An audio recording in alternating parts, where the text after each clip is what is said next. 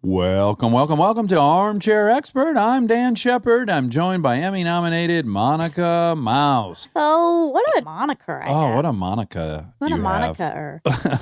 Today we have just a beautiful buddy of ours. Yeah. Justin, love you long time. Justin Long is so sweet and talented, and he did your favorite thing, which is Double impersonations. Oh, he is incredible at impersonation. He's a bit of a mimicking savant. Yes. His Vince Vaughn gets me. So few people can do Vince Vaughn. You know Justin Long from Dodgeball, Jeepers Creepers, Accepted, Live Free or Die Hard. You probably just know him because he's super funny and he's cute as all get out.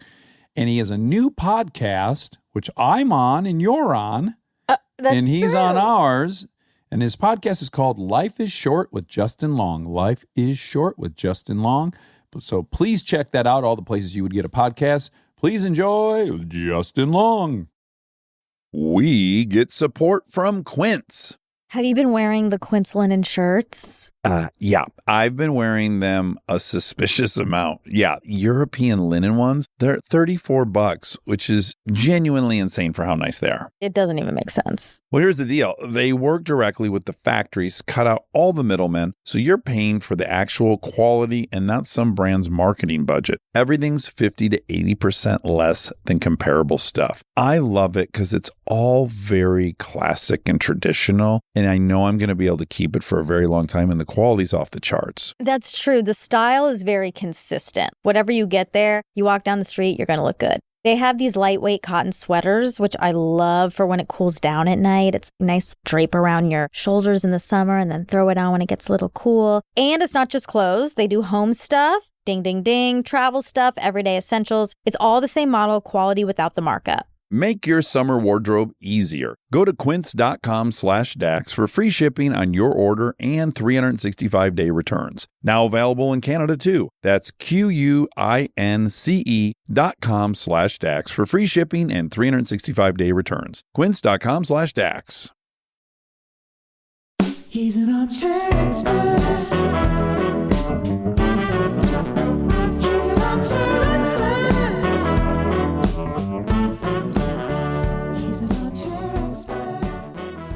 I haven't seen you in a long time, but Yeah. I feel like I've been hanging out with you for the last couple of weeks. Yeah. No, because I've been so into the podcast. Well, I feel that way about you regardless, though. Oh, not that's nice. listening to your voice frequently. First of all, it's very flattering that you listen to the show. Oh, I love it. I love it. You have such honesty. I mean, you've heard this. You have such honesty and vulnerability, and it's very attractive. It's a very attractive quality. And I wish Monica were here, so I'd pay her a similar.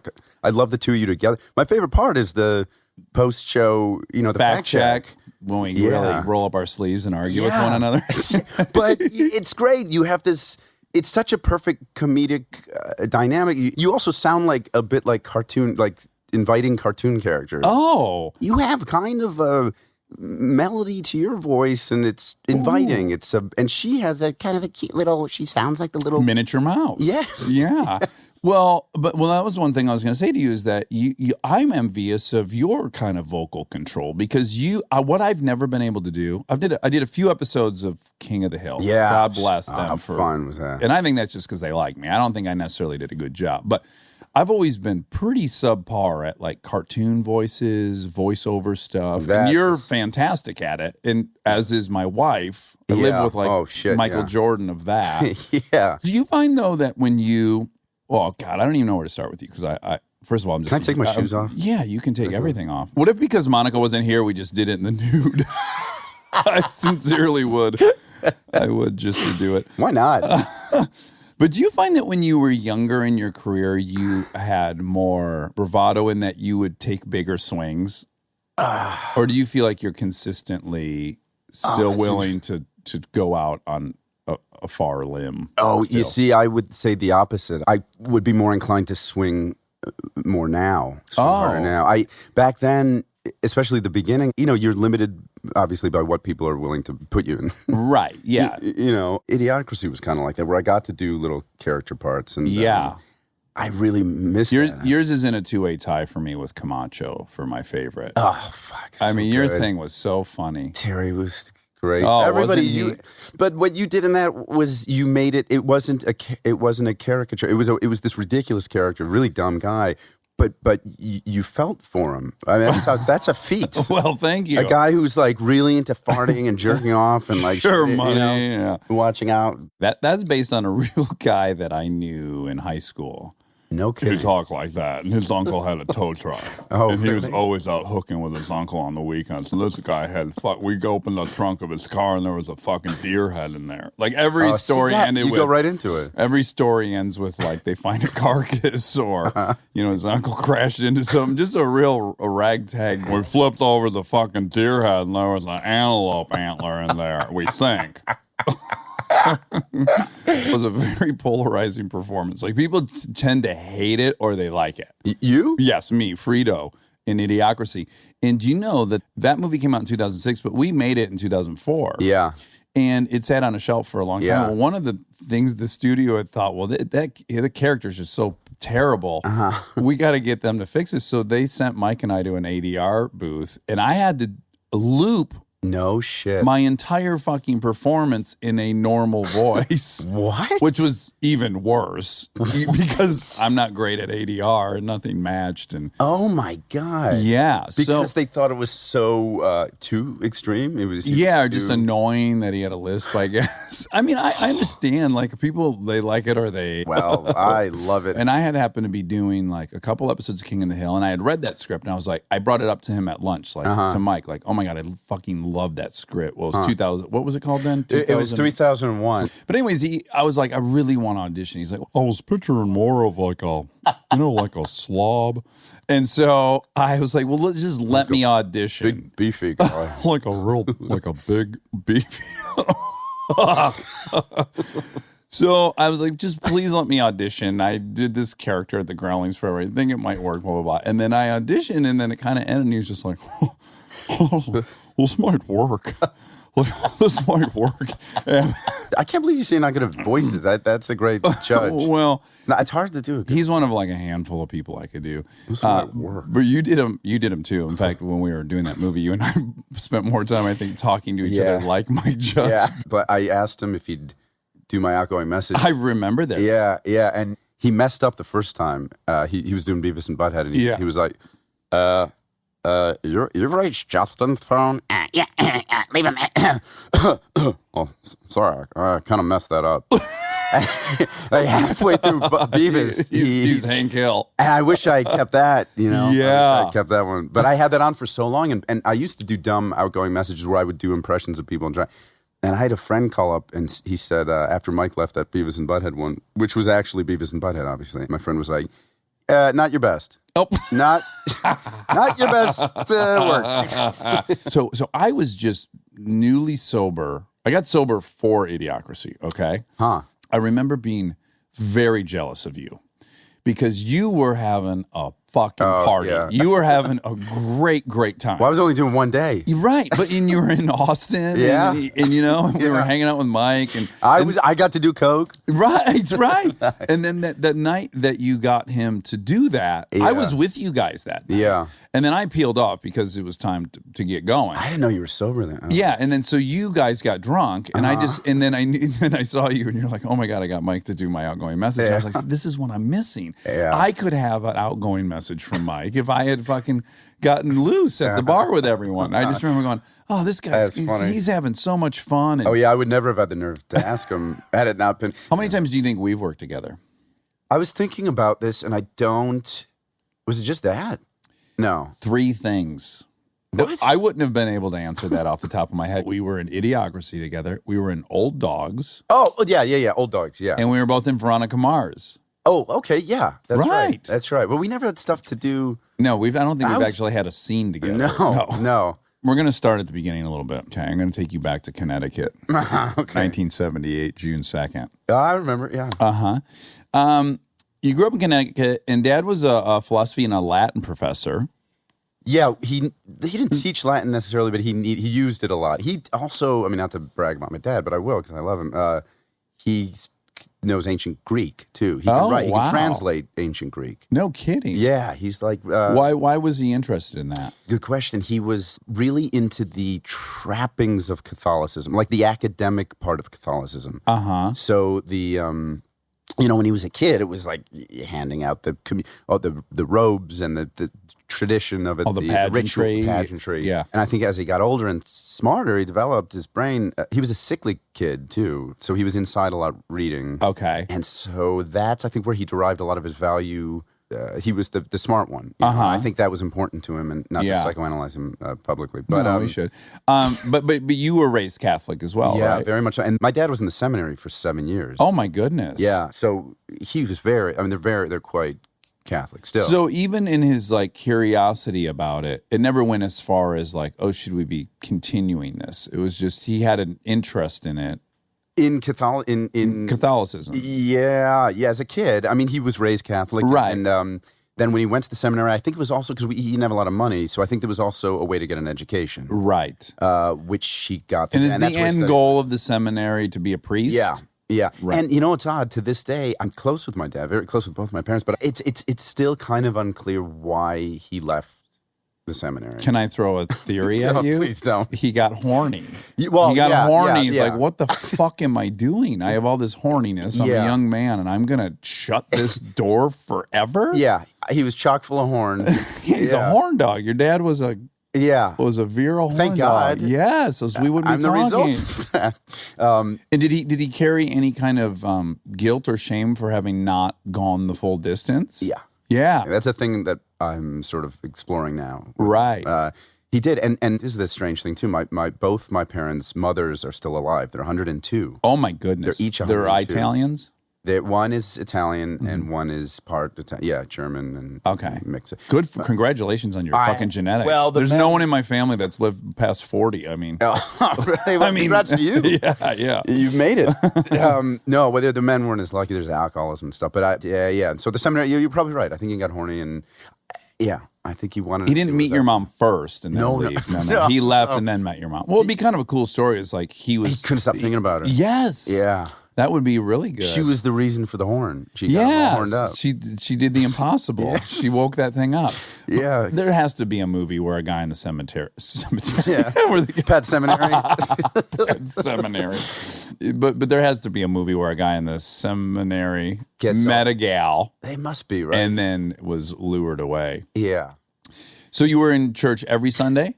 Yeah. I was an altar boy. Oh, you were? We were really into it, serious about it. It was immersive. Right. Yeah, and it's funny, all these things now, but obviously all of the pedophilia and all these stories, I never... You never saw that? I never saw it. That's you're lucky for lucky, you. Yeah. I know. Yeah, but I had a very positive... Monica, you guys talk about adding S's to things, like pluralizing things. Yes. I do that myself, and I think I do it because in church, I was always trying to get one of my brothers to laugh, and so... I would add S's to some of the prayers. Amens.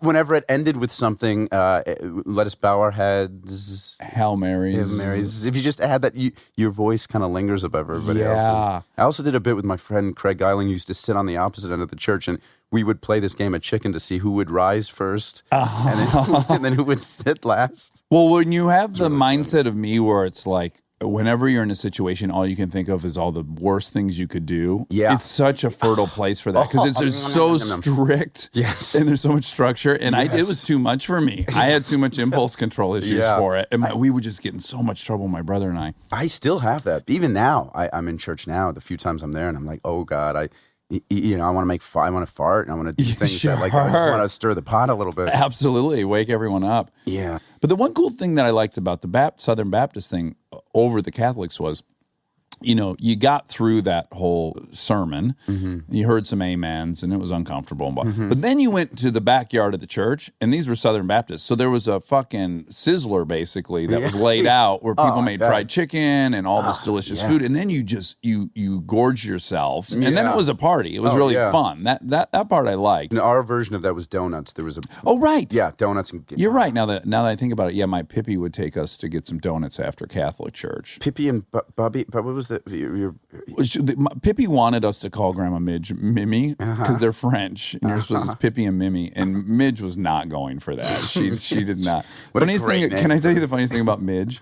She goes by Midge because she thinks her name is so ugly. What's her name? Madeline.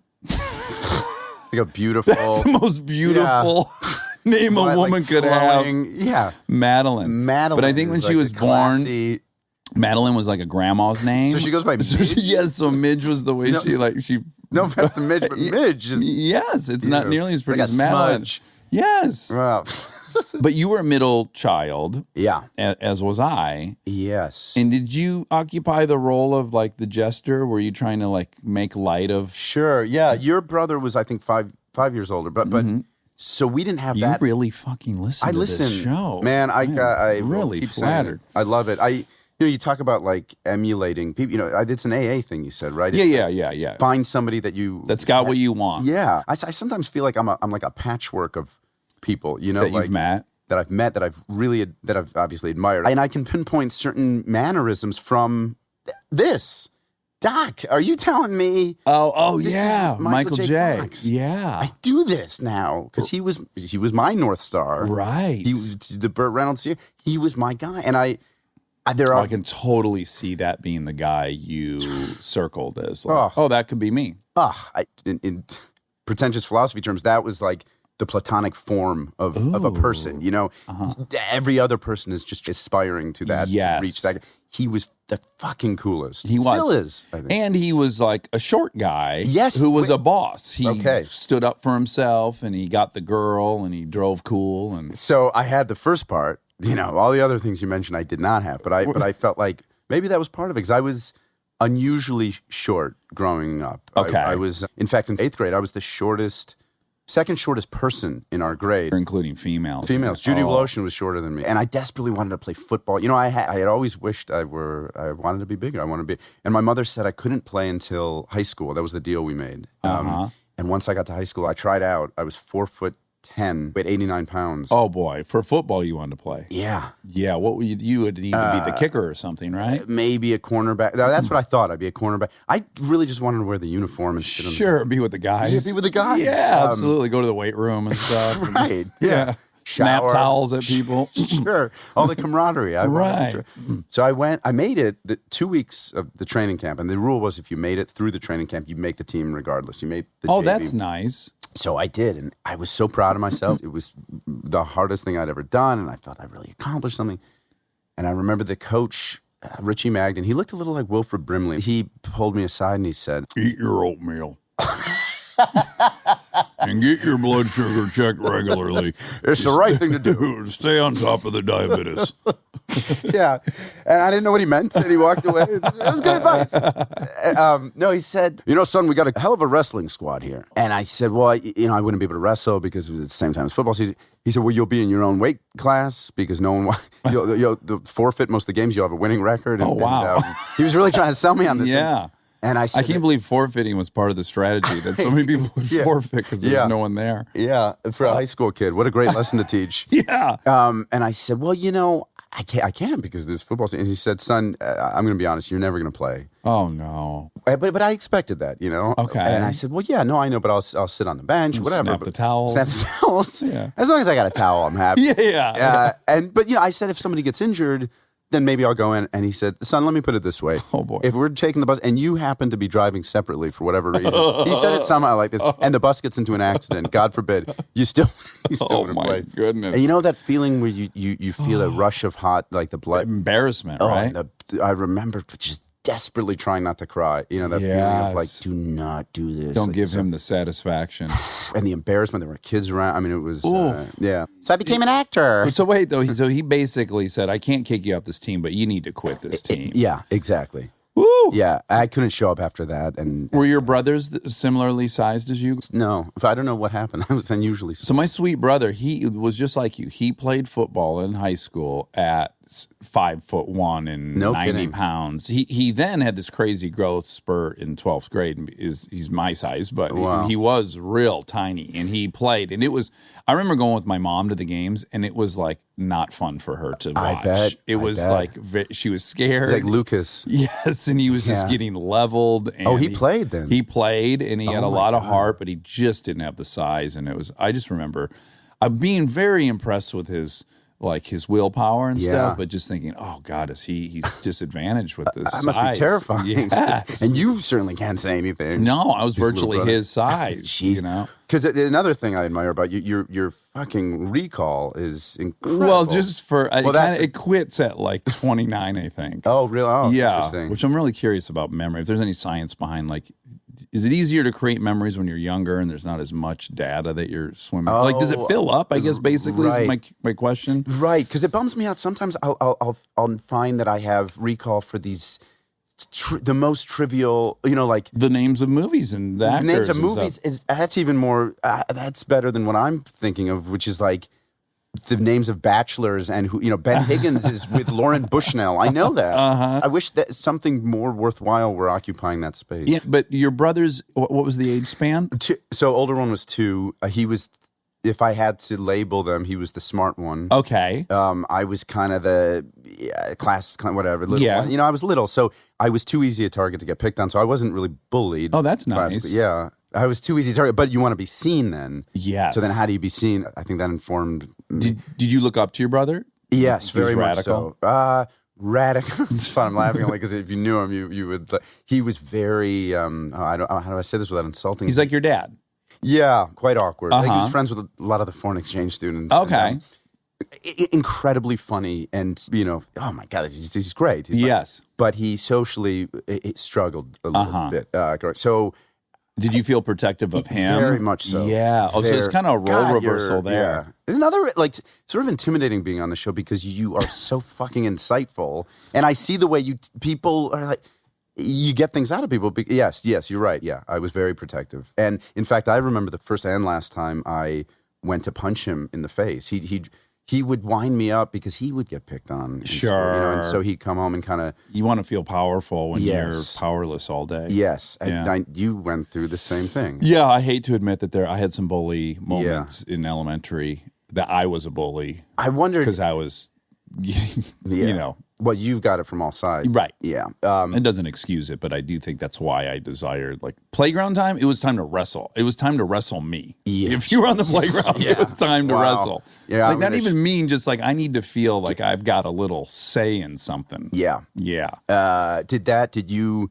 I mean, looking back on that, do you ever feel the need to kind of like Billy Madison style, call up? Apologize? Yeah. Yes. There are 2 kids in particular I can remember. There is one kid, and it's funny because I want to say that he was complicit in this fight we got in. But the point is I punched this kid in the stomach in the parking lot of my elementary school, and it knocked the wind out of him. And I think it was the first time maybe he ever had the wind knocked out of him. So when he fell down, he was really crying, very scared. What I can age? see it. This is probably 3rd grade. Oh, okay, yeah. And he was quite terrified. And I remember it vividly. And it's so fucking sad. I can see him in a ball, really scared. Did you feel instant guilt? I felt bad. Yeah. Not evolved enough to then apologize like I Right. should have. But I did have this really Yeah. crazy crisis of conscience in 5th grade because my best friend at the time was Clay Smades. He was the other tough kid in my great class. Yeah. And I remember saying to Clay in 4th grade, I'm like, I'm not fighting in 5th grade. And he's like, what do you mean? I'm like, no one likes us. They just are afraid of us. Everyone that's nice to us is afraid of us. That's amazing that you And had that. I'm out.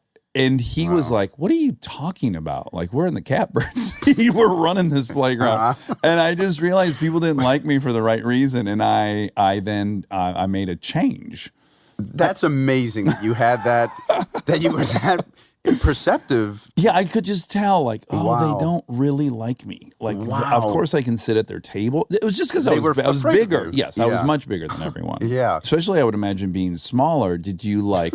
Were you obsessed with big guys with muscles? Well, no, but I'm sure that had something to do with the Michael J. Fox thing. I was like, Right. because when you think about a guy being cool at that age, that's Yeah. got to factor in the way they look. You can 100% see Michael J. Fox being that for you. Yeah, I did his show. He did. I saw that on your resume. It never came out. They canceled it before my episode. But what was it like working with the guy that you idolized? my God, you don't want to go in too hot. You Yeah, yeah. But I also do a thing. I worry that in an effort not to do that, I don't want to pull back too much, and be like, play it too cool. Yeah. And be kind of like aloof, or like. Yeah.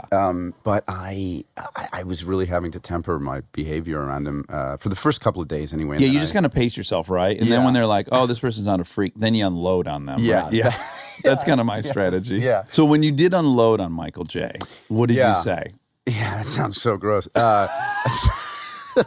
First of all, he was like, I need a towel.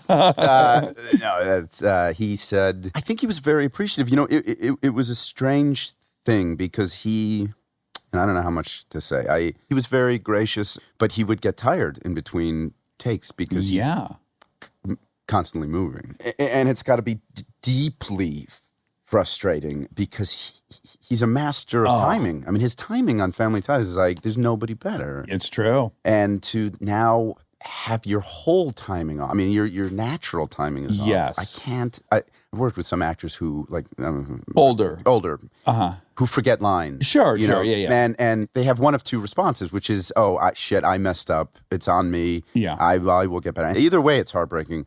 But sometimes they'll lash out, And yes. Yes. Yes. He was very, very upset you weren't here. Yes. Oh. Hey. But what I was going to say is, when you were talking to him, It's Michael J. Fox. Michael J. Fox, who was his number one, who he got to be on his show. The Dream. He was my North Star. By the way, just audience, Monica has joined us. We're all safe again. That's right. She's back. Anyways, so when you were talking to Michael J. Fox, the other thing I would have gotten really self-conscious about is I would have been telling him like, oh my God, dude, you don't understand. Like when I saw fucking Back to the Future, I was like, oh my, that's, I would have gone through this whole thing. Yeah. And then I would have got self-conscious like, oh, I'm treating him like he's no longer a star, or that's all in the past. Yes. Did you like? Ew, no. It didn't. I wasn't going. No, because he was working. Because I was on his show. We'll run into people that we like idolized growing up, and then I'll stupidly start with when I was a kid. Yes, which already makes them feel super old. Yes. It now happens to me. Have you got me? Yes. I bet for sure Dodgeball. A bunch of little kids probably totally loved that movie. A lot of people. Jeepers Creepers was in 2001. And for me, I hate when people say that. For me personally, it felt like a couple of months ago. It was So when these grown up people bigger with beards, full beards, say to me, when I was a kid, it was a big what? Yeah. Do you ever? What's funny? One of my favorite is I don't hear it a lot anymore, but a compliment that's prefaced by "no homo." Oh, a lot of guys would be like, hey, no homo, but I like that thing. Yes. Yeah. It's a bummer because I see their intention and I'm like, oh, you're getting this wrong. Like this is we don't want to hashtag no homo. Yeah. I always like to say, no homo. Maybe are you sure no homo? Maybe I play a gay porn star in this movie and I say, you better shut your mouth or I'm gonna fuck it. That's my line. And it came from a friend of mine had overheard that once and I always thought it was the funniest thing. He overheard it. Guy said to his boyfriend, flirty, like prison style. Oh, you better shut your mouth or I'm going to kiss it. And it was, I always thought it was the funniest thing. It's kind of hot. It's kind of like angry, like aggressive. Yeah. Yeah. So I say it in a movie, and every once in a while people will say that to me. If I'm with somebody, they're always really thrown. Like a TSA guy just said, hey, by the way, you better shut your mouth or I'm going to fuck it. The person with me is always weirded out. But I once got a guy say, hey, no homo. But you better shut your mouth or I'm going to fuck it. Oh, no. Okay. Yeah. Wow. Listen, you surrender the right to say no homo if you're going to say I'm going to fuck your mouth. There's got to be a little homo. Yes. A modicum of homo. Yeah, you got to be at least a 5 on the Kinsey scale to fuck another dude's mouth. Okay, so now I get older brother, and now what was younger brother? Because generally when there's 3 boys, youngest brother is fucking crazy. Was he a daredevil? My brother's very low, very stoic. It's the funniest person I know. We write together. We do. It's a very arrogant thing for me to say. He's the funniest person I know because he's probably the closest person to me in the world. That's sweet. You know Vince Vaughn, for crying out loud. This guy better be funny as hell. I just want to remind you of some of the people you know. Right. I think you're forgetting about Ben Stiller and Mike Judge. And that's true. He is, but he's up there, I would say. What if I met him and I was like, he is way funnier than Vince Vaughn? He's very funny. He maybe not as quick and ballsy, and I've never Alpha. seen Alpha. Yeah, my God, Vince. So Alpha. nights hanging out with No him. homo, but I want to suck his dick all night long. I want to suck his No alpha homo, but I dick. want to sit on his face. I want to 69 him. No homo or anything. No. Stay tuned for more Armchair Expert, if you dare.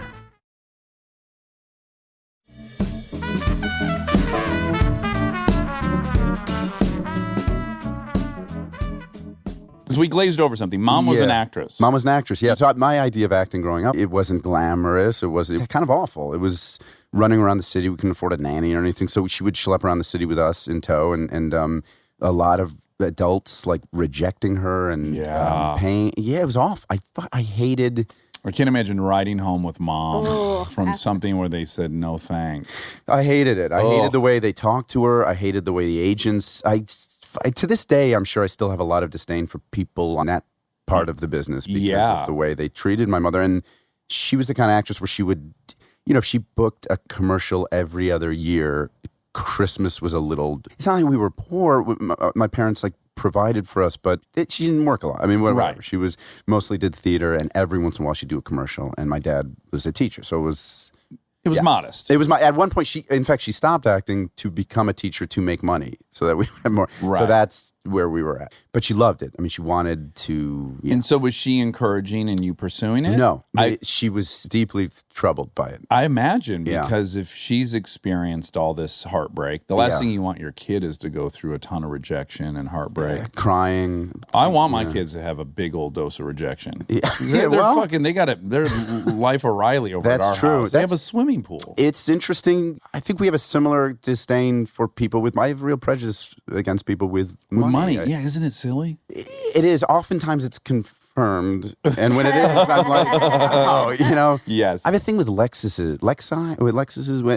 Whenever I get Lexi, when I get cut off in traffic, I'm like, fucking Lexus. Oh, yeah. Have you noticed the Lexus thing? Oh, it's always worse to get cut off by a Porsche than a Prius. Yes. You're like, that guy's probably a good dude and it's situational. And then the guy in the Porsche, you're like, oh, he's probably on his way to victimize somebody, Oh, no. That's really sad to hear about Lexi. Well, maybe I should. I don't have one, and they're not a sponsor, but I want one. Well, get one. They're You know nice. what? You should turn the tide for them. You can single-handedly Set the That's record true. straight. That's true. Monica's a very nice driver, Thank a kind you. driver. Courteous. Courteous, that's the word I was looking for. You always let people in. I let people in. I'm And not in a hurry. Can I ask you, do you get frustrated when you let someone in and you don't get any sort of acknowledgement? It's I'll really pull someone out of the rude. car over that. Yeah. I know. It's so hard for me to let someone in. And if I do it, I feel like I deserve a medal. fucking ticker tape parade for being fucking patient. The Nobel Peace Prize. That is the difference. You feel like you're doing people a big favor. I don't. I'm like, this is how you drive. This what is a how nice- people drive. What a nice Part way of to it. see the world. Thank It's you. aspirational. I really do. I wish I was more like that. My brother, for a while, worked at Starbucks in Venice, and he had a weird. His Kinsey too was Elijah Wood. He would text me, and my brother is the least starstruck.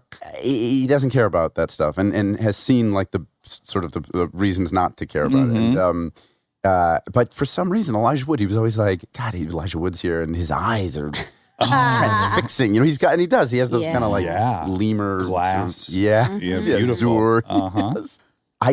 I was driving down Main Street, and I pulled a Monica, and I let a car go in front of me, and waved. The car was nice, and right behind that car was a little fucking Mini Cooper that was tailgating it, and as I was going, it cut me off taking advantage of my Generosity of my wonderful, my grand gesture. Yeah. And I beeped, and I did a thing that I often do that I wish I didn't, which is I get really sarcastic, like, oh, please, I beeped, and I was like, go ahead, no, they made a big thing about it, and I got a little wave, I was like, thank you so much, and I did the whole, and we're driving behind this car, and my brother goes, he's silent. He goes, and I think that's Elijah Wood in front of us. Oh, wow. And I was like, you got to stop with this Elijah Wood thing. It's getting really weird. You're seeing him everywhere. And but I was looking at his eyes in the rear view because the eyes kept kind of darting back at us. So I pulled up next to him and looked over, and sure enough, it was fully Elijah Wood. Oh, wow. And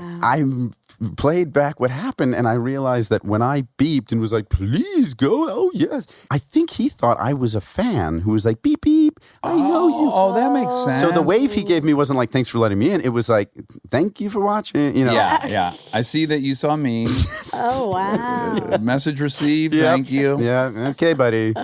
See you at Comic-Con. That's the kind of chance running you can have here in Los Angeles. Okay, so we've had a few guests on here that have gone to Jesuit high schools. Huh, really? Yes, even though I'm an atheist, and the idea of being in a parochial schools terrifies me. Yeah. It's the best feedback from these Jesuit schools. Did you like yours? No. Oh, thank you. Thank you. Breaking the mold. Well, you know, there were teachers that I've really liked. My dad taught at the adjoining university, Fairfield University. So we got tuition. We were able to Oh, for that's free. lovely. But no, in fact, I left during my junior year to go to the public school because all my friends were at public school. So I kind of flunked out of the public school, and then they took me back to the private school. So I really shouldn't say anything negative. But the Jesuits were, you know, I enjoyed my experience because there were a lot of characters, and at that point in my life, I was just using teachers. They were characters. Comedy fodder. Yeah. So there were some real characters there. Yeah, I bet. Some of those Jesuits. Yeah, because there were no regulations. Right. I mean, there was Father Barry who looked like he had the face of Homer Simpson, kind of squinty, but red face, bald, angry. You know those guys with like perpetually mean. For girls, they call that resting bitch face. Oh yeah, of course. Yeah, they should have a term for guys. They should. That's why I don't RBF. like using it. Resting 'cause dick it's so face. gross. Resting dick face. There you go. That's nice. Father Barry had resting dick face. Okay, sure. I mean, just characters, really fun studies, you know. So if you flunked out of there, how did you end up getting into Vassar? Well, And am I saying that correctly? Is it Vassar? Vassar. Oh, thank you. No, Vassar, yeah. Well, so when the Jesuit school took me back, which I'm really grateful they did because I would not have gotten into a good school had it not been for that. I was really into clay animation at the time, so I was making all these little movies. Oh. Yeah, these little like Stop motion things. So I think that kind of helped me get in. And did you love it there? I did. I loved it. I love it. Vassar was the total opposite of my high school experience, which grew up in Fairfield, Connecticut, which was a very typical suburban. And so the social hierarchy was, you know, typical of the jocks were on top and the rich kids and on down to, and toward the bottom were the theater kids, of which I had become a part of. So the Vassar was the complete opposite. It was the weird theater kids and the improv guys. They were celebrated in this school. Right. And you had there was a comedy troupe at Vassar. The sketch comedy group that I started doing, and it was so fun. And we just got to experiment. And in fact, I knew a kid there who played. I knew him for months. I knew him for like a whole semester. Cody Kushner. He was a friend of mine until before I found out he like admitted to me that he played lacrosse. He was like coming out of the closet. Oh, right. He's like, I got to tell you something. I'm actually on the lacrosse. That's okay. I'm super athletic, I guess. Yeah, You're going to find out sooner or later. Physically gifted. Like, eventually I'll take my shirt off and I'm kind of jacked. But I loved it. I miss it, in fact. I didn't have the money to be going there the way I was going there, if that makes sense. I was doing really into theater and doing the improv and all that, but I wasn't necessarily Studying too much, yeah. Did you graduate from there? No. I left after sophomore year. Did you have like junior year abroad? Monica Study did. abroad. I studied abroad twice. I studied abroad at Cannes. She went London. anywhere there were God. film festivals. Oh, cool. It's the cutest Oh, that's cool. stories really you've fun. ever heard. And they waited outside of a premiere. Did you really? We had to beg for tickets outside of the premieres. You'd have to dress up, so we'd be in like formal wear and just begging for tickets on the street. That's really sweet. Isn't that endearing? Because you loved film. You just wanted to be around. Celebrities. Yeah, if I'm being honest. Wait, so what is... A year ago, she would have said film. But now she Now can I'm admit. honest. Well, you're so honest. It must be hard not to be honest around you. it's You make it a hard. safe... It's like it's not tit for tat if she maintains that she likes the fucking cinema. I wasn't even in the film program. I was in the theater program, but this was the film, but I wanted to go there. So I just was like, can I come? Did you ever meet anybody fun at those premieres? You're in a picture, aren't you? As I recall, was it you and Callie? Oh, that was the year, but after my freshman year, I went to London to study abroad, and then we saw Jennifer Aniston and Vince Vaughn for the breakup premiere. We saw them setting up for the premiere. We just happened to see them setting up at like 8 a.m. It sounds like Vince and Jennifer were setting up. Yeah, Vince and Jennifer were, Putting the setting ropes out, out, rolling the red carpet out. setting out we were like, what's going on here? And they were like, oh, a movie premiere, and we were like, oh, great. So then we just stood there all day. We didn't know what premiere it was. This was Callie and I, my friend Callie. We stood there all day. I was obsessed with Friends. Obsessed. Then it was Jennifer Aniston. It paid off. It was worth it. What a day. I'm so lucky. Well, I always wonder people who wait that long. What do you do for like food and pee-pee well, and we would poo-poo? take turns. Yeah. Oh, we Duty. did not poo-poo. No poo-poo. No, no Okay. poo-poo. No I don't duty. think we peed either. I don't remember that. But we would take turns. I would stay. Callie would go get us food or go shopping. And then, You'd hold down the fort. exactly.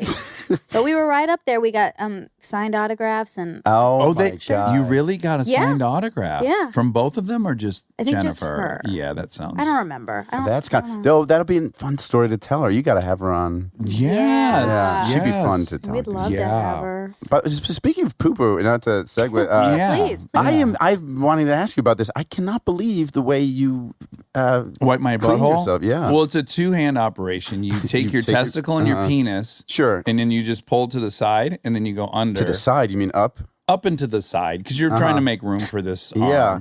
Yeah, and then you just dance around. It's amazing to I me. know. So I've had a few people since that episode say they've tried it. I'm gonna try. It's not for everyone. Yeah. you also have big hands, so to fit them in. Yeah. Yeah. At a certain point in my 20s, I was like, why am I reaching behind myself when my Well, anus you is don't right go- fucking here? Well, you don't go all the way behind. You'd go on the it's right there. Look at that. Wait, so you're side wiping? Yeah, like Bateman. Oh, no. Right Bateman's here. rear wiping. He's going he's going from the behind back? and then pulling up. Oh, I don't do that. You're pulling to the side. Yeah, side. Oh, wow. Well, that's Yeah. a whole new thing now. Yeah. So you're side wiping. Yeah. Which is, we've not even heard of Do that I yet. have maybe an elongated taint that allows for this that it doesn't get near my? Well, I'd love to testicles? take a look and Sure, tell I'm you. surprised. I'm surprised you haven't done that yet. Okay, so you go to Vassar and you leave in your junior year. And is Galaxy Quest the first thing? I did a bunch of voiceover. At the time, there was a voiceover that this kind of character, like this skate guy, Oh, like yeah. it's like Mountain Dew, like that guy was really. Yep. So I did a couple of those. I think like Mountain Dew commercials, and then you know what I did? I got my agent because I went in for an open call for the show Blue's Clues. Oh, So I went in a bunch of times. Finally got it. This is a boring story, but so that's how I got my agent. Was they needed a guy to potentially replace the host. They were going through contract negotiation. What? you know, I did the same thing. For Blue's Clues. Are you Blue's kidding? Clues. No, I was very, very close to replacing that What? guy. Yes. What was his name? I did. Blue. Steve. Steve. Oh, thank you. They were his clues, I thought. Blue's Clues. Steve Burns? Is that his Yeah, name? yeah. Blue was the dog. Oh, Well, okay. well, it's a Yeah. pre-fact check. That's right. no- That's right. Exciting. Real time fact. Yes. No wonder I didn't get it. Yeah. I had obviously knowledge. no cursory knowledge of whose clues they were. But no, I'm telling you, That's I got crazy. this close to that. I have to imagine that would have changed the trajectory for both of us. Yeah. If we were the next Steve. Yeah. In fact, I was going back to Vassar. I was on my way back. I was going back to the second semester. I made a bunch of money waiting tables and stuff. So I was going to go back, and they called like the day before classes were to begin, and offered me this holding deal, and it was like $15,000 for 3 months, which at the time was yeah. What a boatload of money. I was delivering pizzas. I was like, You're 20 years old, 19? yeah, 19, 20, and broke. I mean, $15,000, and I needed an agent. I had sent all my stuff to the agents and never heard back. Headshot from Kmart, Yeah. and Kmart. Kmart. Yeah. And so I called up a bunch of the agencies that hadn't called me back. As soon as I said there was a contract I needed negotiating, hold on one second. I got something on the So, and once I had the agent, because my mom was an actress, I knew how much that meant. I knew how difficult that was to get an agent. Yeah. And I was so excited that I turned down the contract. And Oh, you did? Yeah. Oh, good for you. It was one of the only really like ballsy moves I've ever Yeah, made. that's incredible. At the very beginning of your 3 career months. to walk away from $15,000 I was so eager. and knowing you'd have a job that you could go to every day. Yeah. Within that time, I got a pilot to play student number 3 on a show that was at that time called Stuckyville. It became Ed a year later. But when I auditioned for that, I had come from another audition. First one, I bombed so badly that I was like, I was in such a like, what am I doing? I can't do that, And I hadn't really looked at the sides for the other one. And I was playing this kind of nervous, like I was attracted to my teacher student. I thought the casting director of the first line, I had it. And so there's this weird pause of, and I kind of stumbled into the first line like nervously, and they started laughing as if it were a choice. Good choice.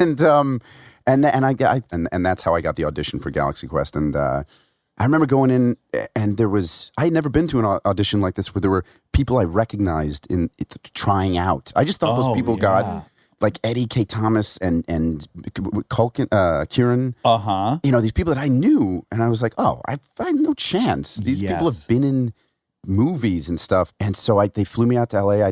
I had been on a plane like once before, maybe, but they were already shooting when I read out here, and I met Sigourney, these movie stars. It was so bizarre. And you're still friends with Sam Rockwell, right? Very good friends, yeah. Yeah, you guys are bros. Yeah. So I met him on that. I have a very few moments throughout the ride that I feel like gave me a kind of confidence that I really needed, and he's one of them. Oh, yeah. He came to a Sunday Company show at the Groundlings and then came backstage to tell us how good we were. And I was a huge Sam Rockwell fan, and I was like, oh, wow, this movie star thinks I'm good. I just remember that really being wind in my sails for a while, going like, Jack was awesome. That was fucking awesome. Yes. That was tremendous. Yes. That was awesome. I just couldn't believe I was looking at him say those things. Yeah, isn't that goes such a long way? It does. And then your next movie really is Jeepers Creepers, right?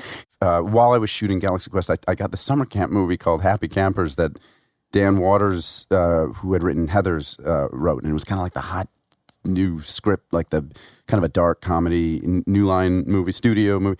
And we all thought that was going to be this. We all thought, like, this is it. We're off to the races. You know? 100%. Yeah. Yeah. And it was so fun to shoot. We shot that in the fall of that year. And but again, movie star. Brad Renfro was a movie star to me. Yes. Yeah. So and Renfro's passed. Yes. He was a bad addict. Was he on that movie? Could you tell that he was struggling or not yet? Yeah, it was tremendously sad. He was 17 and had clearly been so damaged. Yeah. And he had a grandmother. And a great actor. A great actor. Yeah. But he would get in his own way. You know, he was a teenager. He was going through but his grandmother would sit in her trailer and smoke Virginia Slams, and she'd just collect his pay, you know, and was never there. No one was there for this kid. Right. And we all tried to kind of take him under our wing and calm him down a little bit, because he had so much bravado, so much of that. Yeah. And I really loved Brad. I really I felt so bad for him. And yeah. And the craziest story, I mean, I remember I was sober by then. And I remember that he was spotted on a raid in downtown LA. Yep. In what do they call that area? Skid Row. Skid Row. Yeah. And I just, for me, it was very sobering. I was like, oh yeah, I can end up there. Like people end up there. People at that, successful people. That's right. Yeah, sad. The whole movie's built around them. Yeah. So then Jeepers Creepers. Yeah. Then Jeepers Creepers. Yeah. But still, very early on in your career to end up in a franchise. Were you thrilled? I mean, you did a sequel to it. I had no idea. It was thrilling to get the lead in a movie. Francis Ford Coppola produced it. Yeah. In fact, I remember Rockwell when we were doing that play, he was about to do a David Mamet movie, this movie Heist, and he said, "Hey man, would you run these lines with me?" And I was eagerly, you know, and we were saying these great David Mamet lines, like, I don't want you to be as quiet as an ant pissing on cotton. I want you to be as quiet as an ant, not even thinking about pissing on cotton. You know, these like great Mamet lines. And then he goes, hey, I told him about the movie because I just gotten it. And I was really proud, and I was like, I'm doing a movie too after this. And he goes, he's like, hey, man, let's do yours now. And I said, oh, that's okay. And he insisted. No, thank you. Yeah, and he would run that. I remember being so self-conscious because the lines in my eyes, this schlocky horror movie was like, it's coming after us, you know, like run, stupid. But he said to me a very important lesson because I think he sensed that I was kind of down on it, and even though inside, of course, I was so eager, but in front of him, I was like, this is kind of stupid, whatever. Yeah. And he goes, hey, man, you got to treat this like it's fucking Hamlet, okay? This is your Hamlet. Remember that. Yeah. And he was right. I never forgot. There's a good lesson. It's the easiest trap to fall into. I do empathize with people who do it. But yeah, it's like all you want is to work. Yeah. And then as soon as you're working, all you want is to be in some other movie that you think you should be in. And then you're embarrassed among your peers now. And it's like you lose sight in 1 second. Yeah. I've let go of a lot of that. Yes, me too. But it is sad because what you can do is you can rob yourself of this incredibly rare opportunity to like be in movies. Go fucking pretend and get a paycheck and be with all these people and share this experience. And then your ego's evaluating whether it's good or bad. What a waste of fucking time. This is such a bad time to do this because this is such an interesting thing. Can I have to pee? Yeah. Please. I think you were. Yeah, Monica just asked how we know each other. And my memory was meeting in Austin for Idiocracy. But you think... Yeah, we met. And I don't remember the circumstances, I think. But I remember talking to you about evolution. I think you were playing like devil's advocate with, and I now know that you do believe in evolution, but sure. I have a horrible memory. So let me preface this by saying that I seem to recall you defending creationism, and we got into a whole thing. That sounds very off-brand for me. It does. Now, yeah, because I made the decision. I mean, I'll never forget it. I was kneeling in my grandparent, Papa Bob and Grandma's back bedroom doing my prayers as I'm supposed to, and I just was like, "There's no one's listening to this." And then I was like, "What?" Well. But I got to fake it because if there is someone listening to it, I'll be in trouble if I don't. And then I was like, that's Pascal's You can't fake it if it's an all-knowing God. Why would I ever even try? And I never then tried again. How old were you? Like 6. That's crazy. Yeah, I remember thinking at a young age, because I had an uncle who was a fundamentalist, and when I was a kid, I was really into the Galapagos Islands. I was really into turtles and lizards and stuff and nature. I wanted to be a biologist. That's what I thought. That was Darwin's stop, right? Yes, the Galapagos? Yeah. That's where he came up with the theory of because of the finches, and I thought it was so fascinating, the different beaks, and they did different things. I remember talking to my uncle about this, and I asked him about Noah's Ark. Well, because in the Bible they describe the ark is, and we'll insert it later, a certain amount of cubits, and he said, "Yep, sure." It was a bit like Ned Flanders-y. Sure is. Yep. I said, and they had 2 of every animal, huh? Yeah, 2 of every. I said, in dinosaurs, even yeah, sure.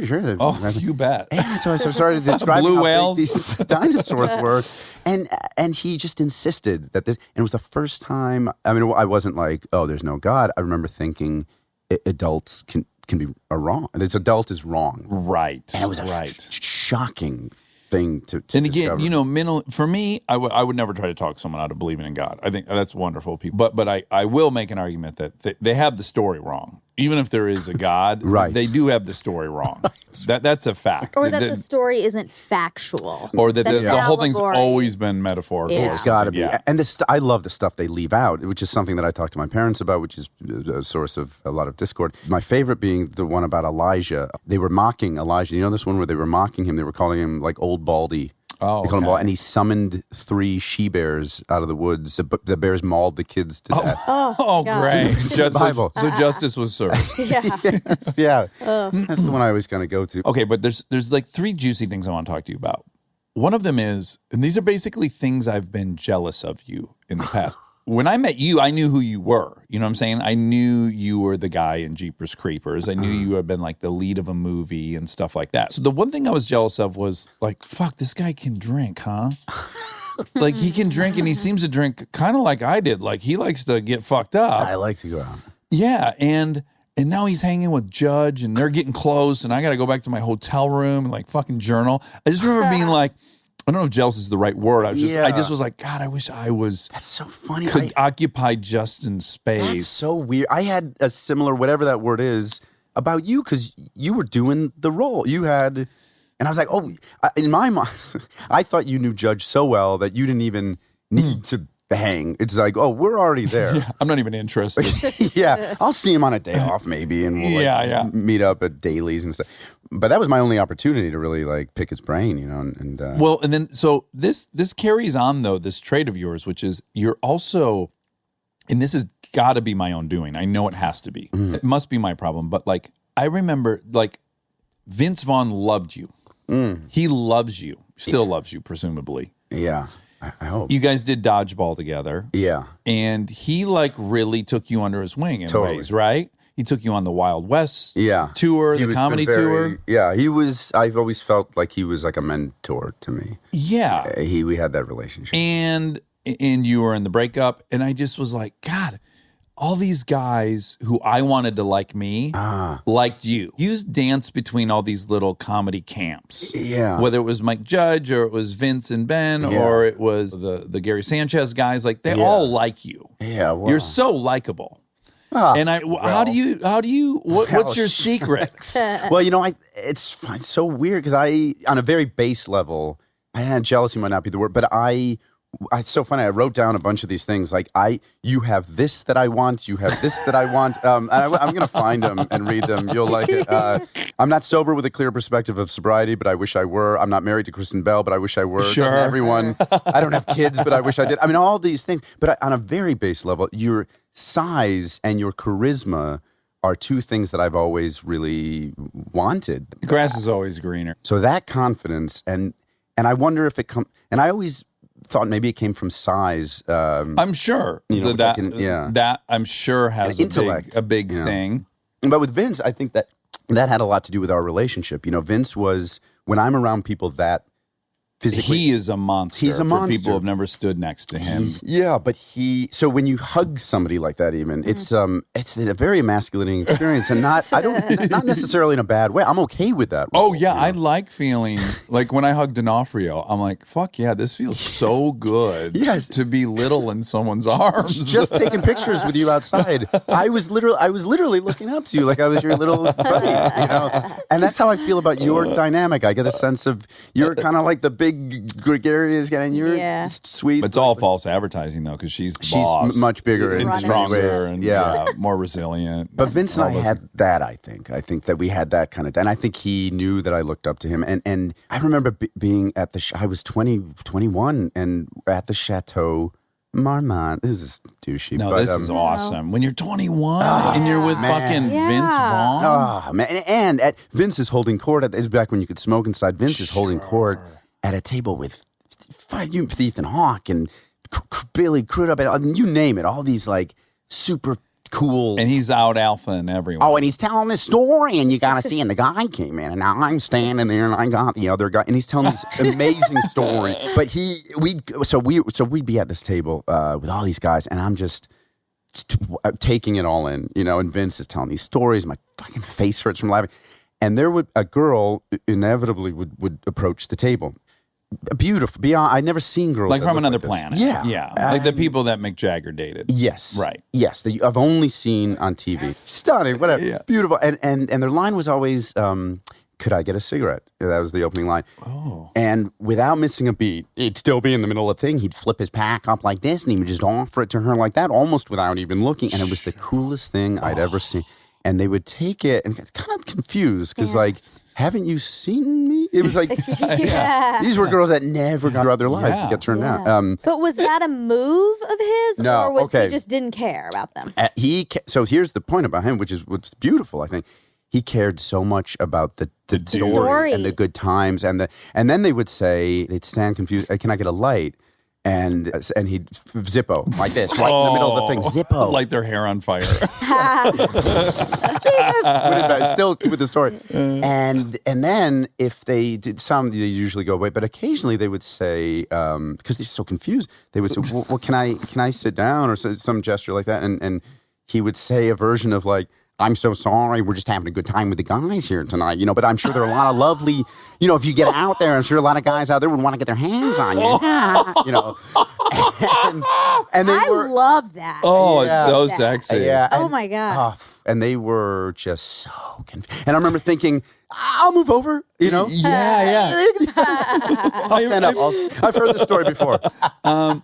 You don't really know Vince. I didn't feel like I knew him until I played Catchphrase with his family, with his sisters, both of whom are. I mean, you think they're Vince awesome. They're awesome. Yep. Victoria, you think Vince is quick. They're all. They're like, it's just like a little bit higher, babe. I mean, you may be the greatest of all time. It's so funny, and it's just to sit back and watch those go. And it says a ton about him that those girls are so involved in his life. He is so loyal. Yeah. Stay tuned for more Armchair Expert. If you dare.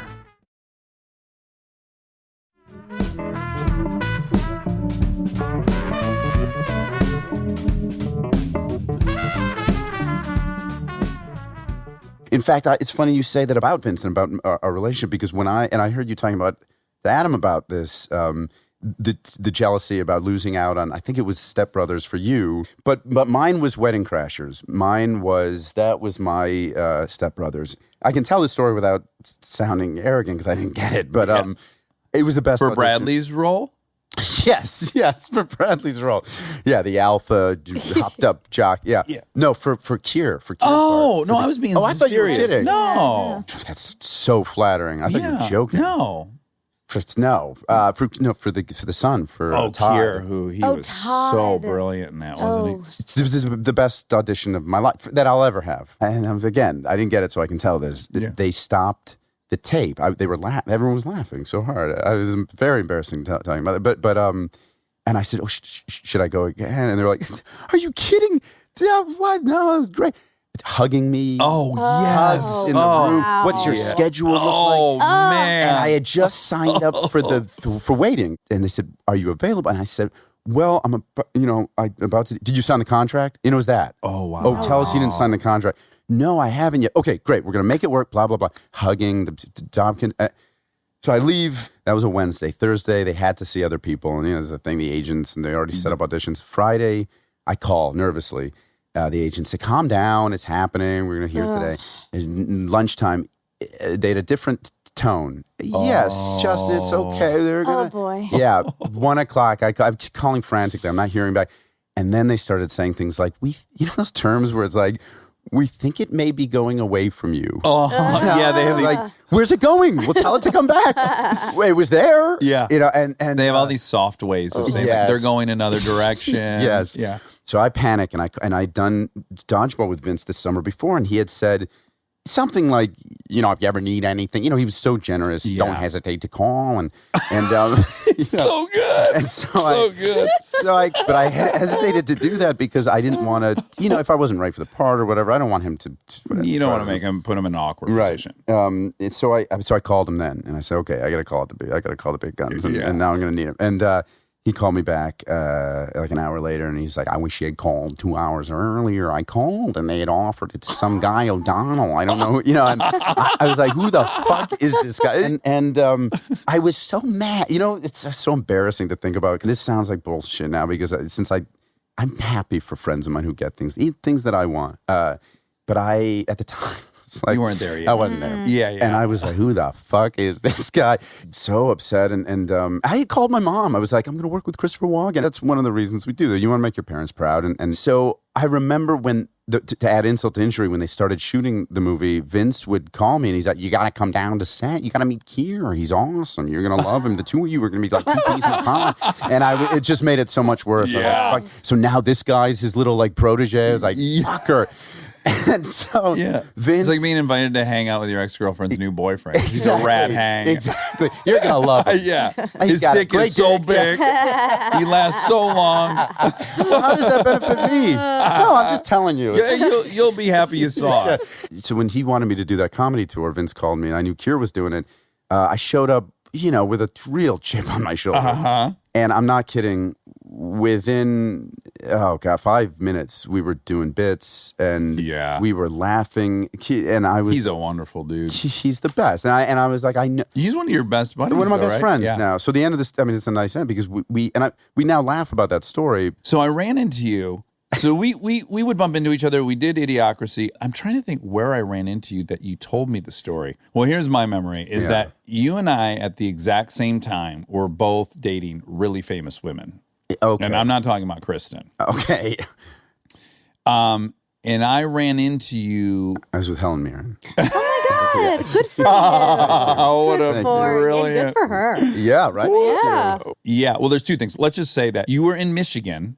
Yeah. Your girlfriend was making a movie in Michigan. Well, I was too, actually. She was making a different movie. She was. Oh, you were making a movie as well. I was making a movie in Birmingham. And you went out drinking somewhere in Birmingham. Yeah.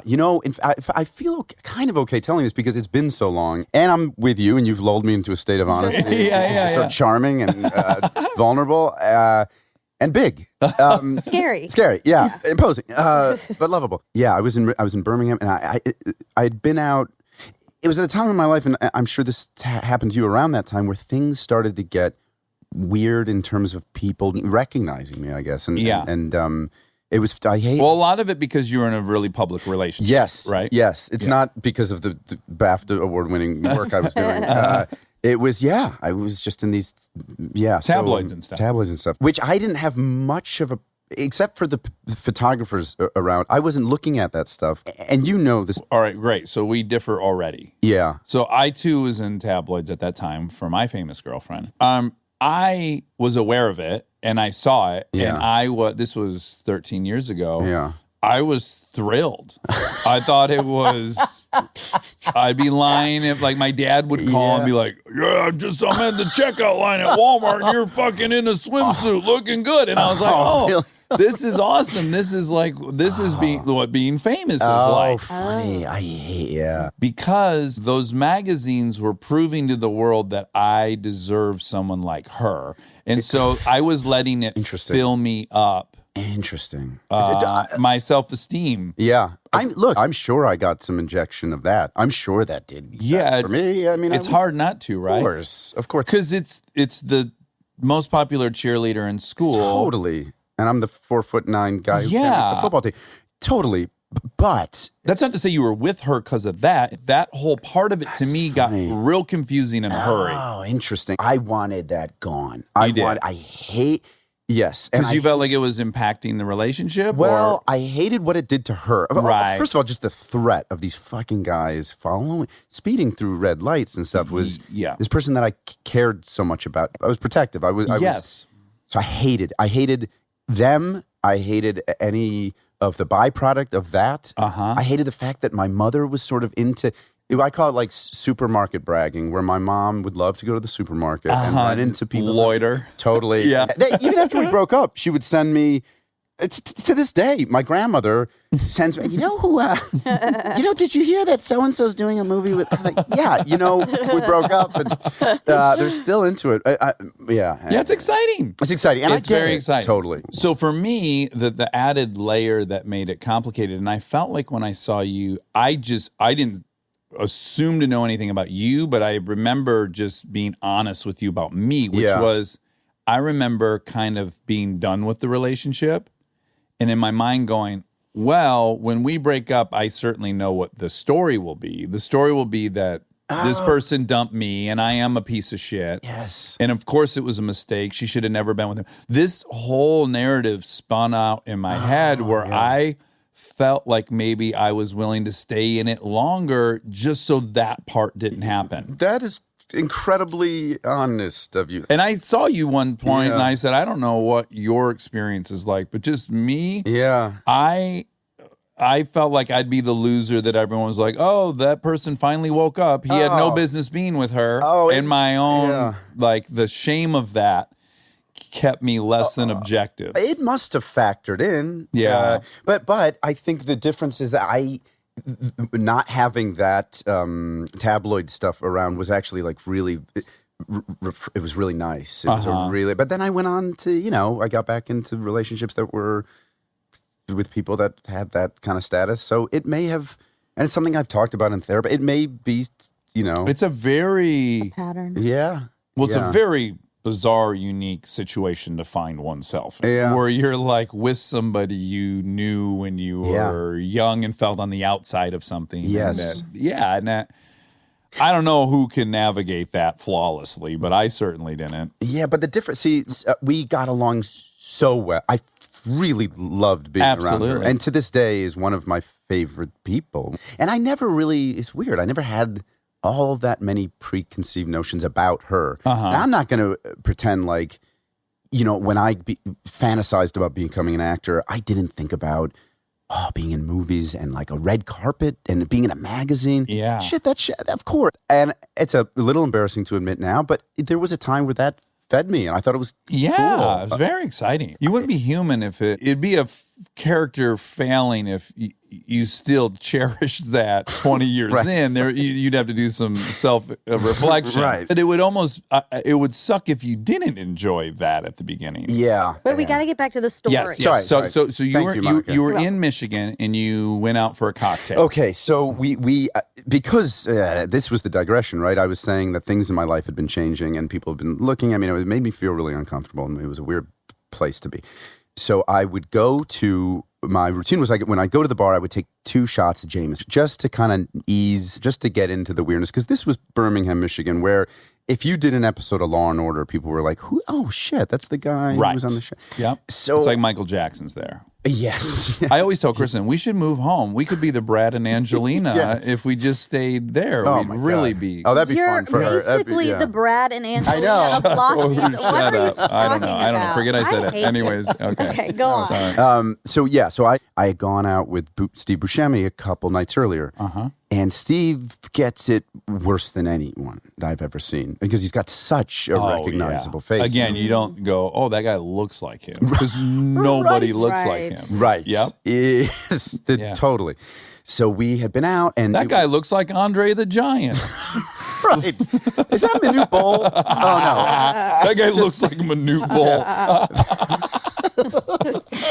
Another 7'9" guy Suited with me. a thick African accent. Yeah. It got so crazy that night that they put us, and Steve is the nicest guy and very humble, but so people were coming up to him, and they had to move us into like a back room just so we could hang out.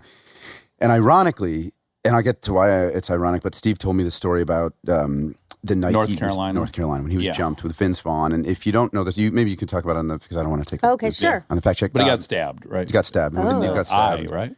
He got stabbed in the neck, I think. in In the the neck. head and the neck. And they came within like a millimeter of his jugular. Oh my God. Vince got jumped. It's a crazy story. Yeah. So he was telling me that, and the lesson being, he was seeing how accommodating I was being with people. I wanted people, because You want him to like you. I want people to like me. Yep. It's something I still haven't really overcome. Working on it. He was imparting this lesson to me, and Like have boundaries, have normal boundaries. Exactly, because I was feeling guilty that, I sent those people away and I didn't give them enough, and they were, So a couple nights later, I came back to the bar, and it's fairly empty, and it was my last night of shooting this movie, and I went out with one of the actresses and these 2 PAs, a guy and a girl. And of course, I go to the bar, get my 2 shots, and these guys sidle up next to me. I just remember the feeling of, this sounds so new agey, but they had this weird energy, the dark energy. And they said, what happened to you the other night, Mr. Big Shot? And I said, what do you mean? You guys were moved into some like fancy area? Like, this is our fucking bar, bro. And I said, of course I'm so, and they played right into my vulnerability, which was, I'm just like you. I grew up in a town like this. And I said, I'm so sorry. Let's do a shot together. And they're like, all right, man. And they must have sensed that was my weakness because they kept coming over to our table and, you guys know the Big Shot, huh, Mr. Hollywood? And I was like, no, I'm not. I'm like, so at the end of the night, we were there for a couple hours, and I was a little, buzzed, and we were leaving, and the guys said, it was 2 a.m. in Birmingham, and they said, do you want to go to a casino? We're going to a casino, and thank God the actress said, no, I'm going to go home, and the PA said, yeah, we'll go, and I was eager to go because I love playing blackjack, and I hadn't been there. I hadn't been to those Detroit casinos, and I thought 2 a.m, kind of drunk with strangers, was a good time to go. Yeah. So I'm headed to the PA's car, and they said, I'll call them townies for the sake of the story. Sure. I hope that's not pejorative. No, that's great. The townie said, why don't we all take the same car? PA's were like, no. I said, yeah. And they said, what, you think we're going to do something to the Hollywood? And I said, yeah, guys, come on, we're all going in the same car. We got into their car. They dropped me off at the hotel for a second to get my per diem to gamble with. Got back in. We're heading to the casino. They said, we're going to Really quick, when you're in your room, is any part of you going, no? Nope. Okay. Great. Nope, which is crazy. Okay. No, good question. No, I'm like, where's my money? These guys are waiting for me. I don't want them to think I'm a, Hollywood diva. Hot shot Hollywood diva. Keeping them waiting. Yeah. So I run out to the car. I got my money, and they stop at their condo. They said, we're going to make a stop. I forget why. And as we were going in, I remember they made a big deal about take your shoes off, going quiet. They had a roommate that was sleeping. Took my shoes off. They took out a bong and they passed it to me. They lit it, and I said, "Oh no, I'm okay. I want to have my wits about me because I play blackjack." And they said, "Are you fucking kidding, bro?" And then, "No, you're not going to smoke with us, bro? Come on." So there I go. Everything's like a huge test. Yeah. You're failing a test. Yep. Yeah. Yep. And I knew you were a piece of shit. yeah, confirmed. Yeah, confirmed, yeah. So of course I smell. I take a big hit of this, and the second it hits my mouth, I know the taste was kind of chemically, kind of clear tasting is the best way I can describe it. And I it ripped this crazy hit, and my mind, I just remember the feeling of like immediately losing control of my body. Not to the point where I shit my pants, but like I wish. I wish. I know. Maybe I did. We can add it. You just say that you did. Yeah, so I shit my pants. So Yeah, great. step one, shit my pants. You can fact check that. Yeah. You'll find out I did shit my pants. But I could. My mind wasn't working. It was the strangest thing. Do you think it was angel dust? Well, I've since told this story to people in. There's one guy in particular in private security, and he thought it was PCP. Yeah, that's. Is that the same thing? Yeah. Okay. Yeah. And yeah, so I'm panicking, and But the PAs didn't smoke weed. the girl did. Okay. And she, like this. Oh, boy. Looks like a demented, like some cartoon character, like a Tasmanian, like Ren and Stimpy, kind of like frighteningly over the top. And I'm not thinking to myself, do I look like this? Right. Because I feel like that. Yeah. And the guy didn't. He hadn't been drinking, was he saying much. Then I passed the bong back to the two townies, and they were studying me, kind of like, and looking at each other like conspiratorially, like, is it working, kind of thing. And I said, "Are you going to smoke?" But I probably came out like, "Is somebody going to drink?" And they said, "No, bro, we're straight. Are you cool? Is everything okay?" That kind of thing. Frightening. And you're probably having a hard time navigating what's now paranoia and what's really happening. Totally. Yeah. Oh, crap. Because your spidey senses are going bonkers now that they gave you something that they're not doing. Yes. But you're also going, fuck, but maybe I'm being paranoid. There's a part of me that is. I'm like hoping. Yeah. That's the drug. Yeah. That's just the drug. Yeah. Then they say, and it keeps getting worse. Then they say, "Oh, let's go get Sean. Let's go wake up Sean." I said, "No. I said, the roommate, don't get him. I thought you were sleeping. Don't get." One of them stood up to go get the roommate, and I stood up. And the remaining townie started doing these karate kicks at my face, like it was like in Boogie Nights, where that crystal meth scene where and he was saying things like, "Whoa, bro, sit down, calm down." Karate kicks at my face, and the roommate came out fully dressed, wasn't sleeping. Oh boy! And he said, "I'll never forget." He said, "Oh yeah, you're right. That is the guy. Let me go get my camera." Oh yeah. This is a horror story, by the way. Yeah, Did I not tell you Yeah. this? I didn't know. I'm gonna have nightmares. Yeah. You We're want not even to the punchline. Yeah, it's a punchline. So now I'm fully panicking, and this is before everyone had cameras with them. Mercifully, This is like 13 years ago. this is 2007. Okay. It was 2 days before 12 years ago. July. Yeah, for there's July 2nd. Not that I remember. Aaron Weekly's birthday. Okay. Oh, really? Yeah, and he was there. He could have rescued you. Oh my Right. God! And he would have loved to have too. He would have needed him. He would have come in like a whirling dervish. and We just could have had started a dropping threesome guys. after. Yes. So I convinced them, the two, to drive me back. And they were guilting me the whole time, and saying things like, "What about you can't handle your weed, bro? What about that movie you did, Strange Wilderness?" They kept mentioning this movie, Strange Wilderness. And we get in the car. I'm in the back seat with the two PAs. The girl's next to me. So the two guys are driving. They're in front, and they were kind of whispering back and forth, and they're texting somebody. And they're saying things like, "Yeah, I think," I could hear snippets like, okay, we're coming over. We got it. And they would lean back to me and say, "It's all right, bro. We're gonna make one more stop, and that'll be it. Okay, okay, Justin." Then they started saying like, Okay, Strange Wilderness. Yeah, they started saying like, "How about we make another movie? You want to be in a movie for TMZ or YouTube?" my and God. yeah, and I'm panicking, and the girl, it senses that I'm panicking. It was probably clearly like I'm freaking out, and I remember this is the worst part. She leaned forward to them and said, I could hear everything. What are you guys doing? He's freaking out. Don't do this to him. Why are you doing this? And they said, "Shut the fuck up. We know what we're doing. We're doing this thing. We got it. We got it under control." And she leaned back to me and she goes, "It's okay, Justin." They said they were going to take you home. Everything's going to be fine, And now she's the girl, as is the silent other PA who they're in the kidnapping movie. They're the ones who are like, "Guys, we're not really doing this, are we? Come on." Right. Because they were locals. I didn't really know that. I've been working with them for 2 weeks and I liked them, but Yeah. I didn't really know them. Sure.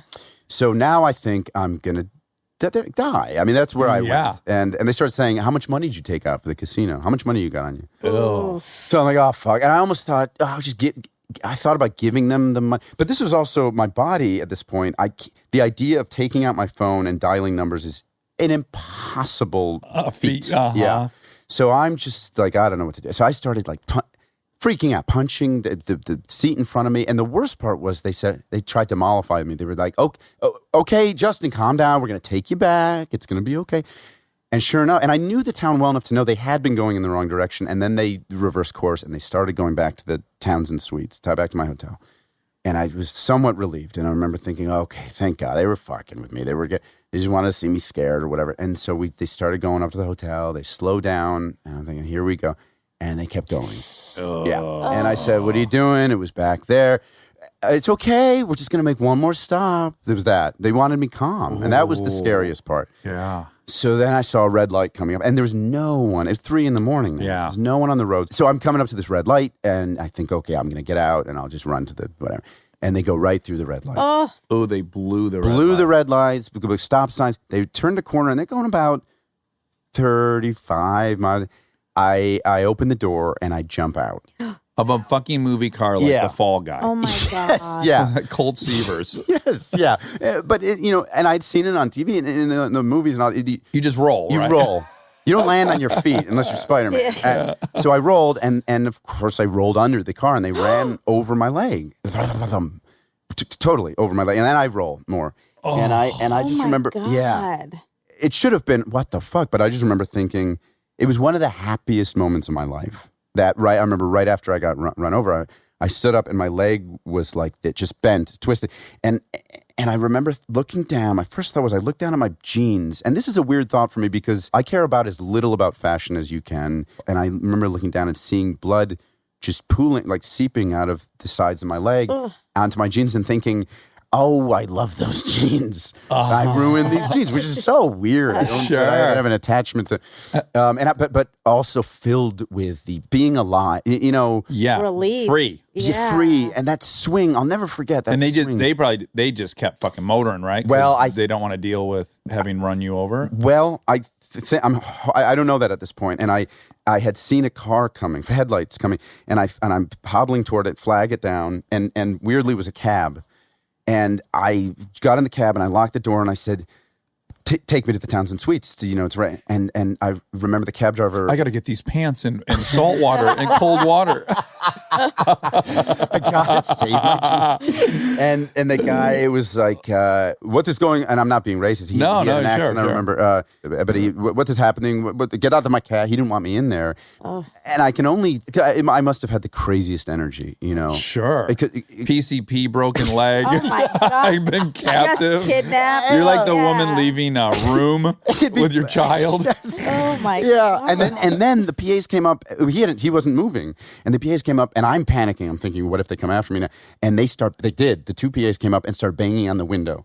They were freaking, especially the girl with PCP in her system was freaking out. Yeah. And I remember she kept saying, and this is just what she said. She said, repeating, I thought we killed a movie star. Oh my God. And the guy was kind of freaked, the one who had been kind of calm, and he was freaking out, and oh my God.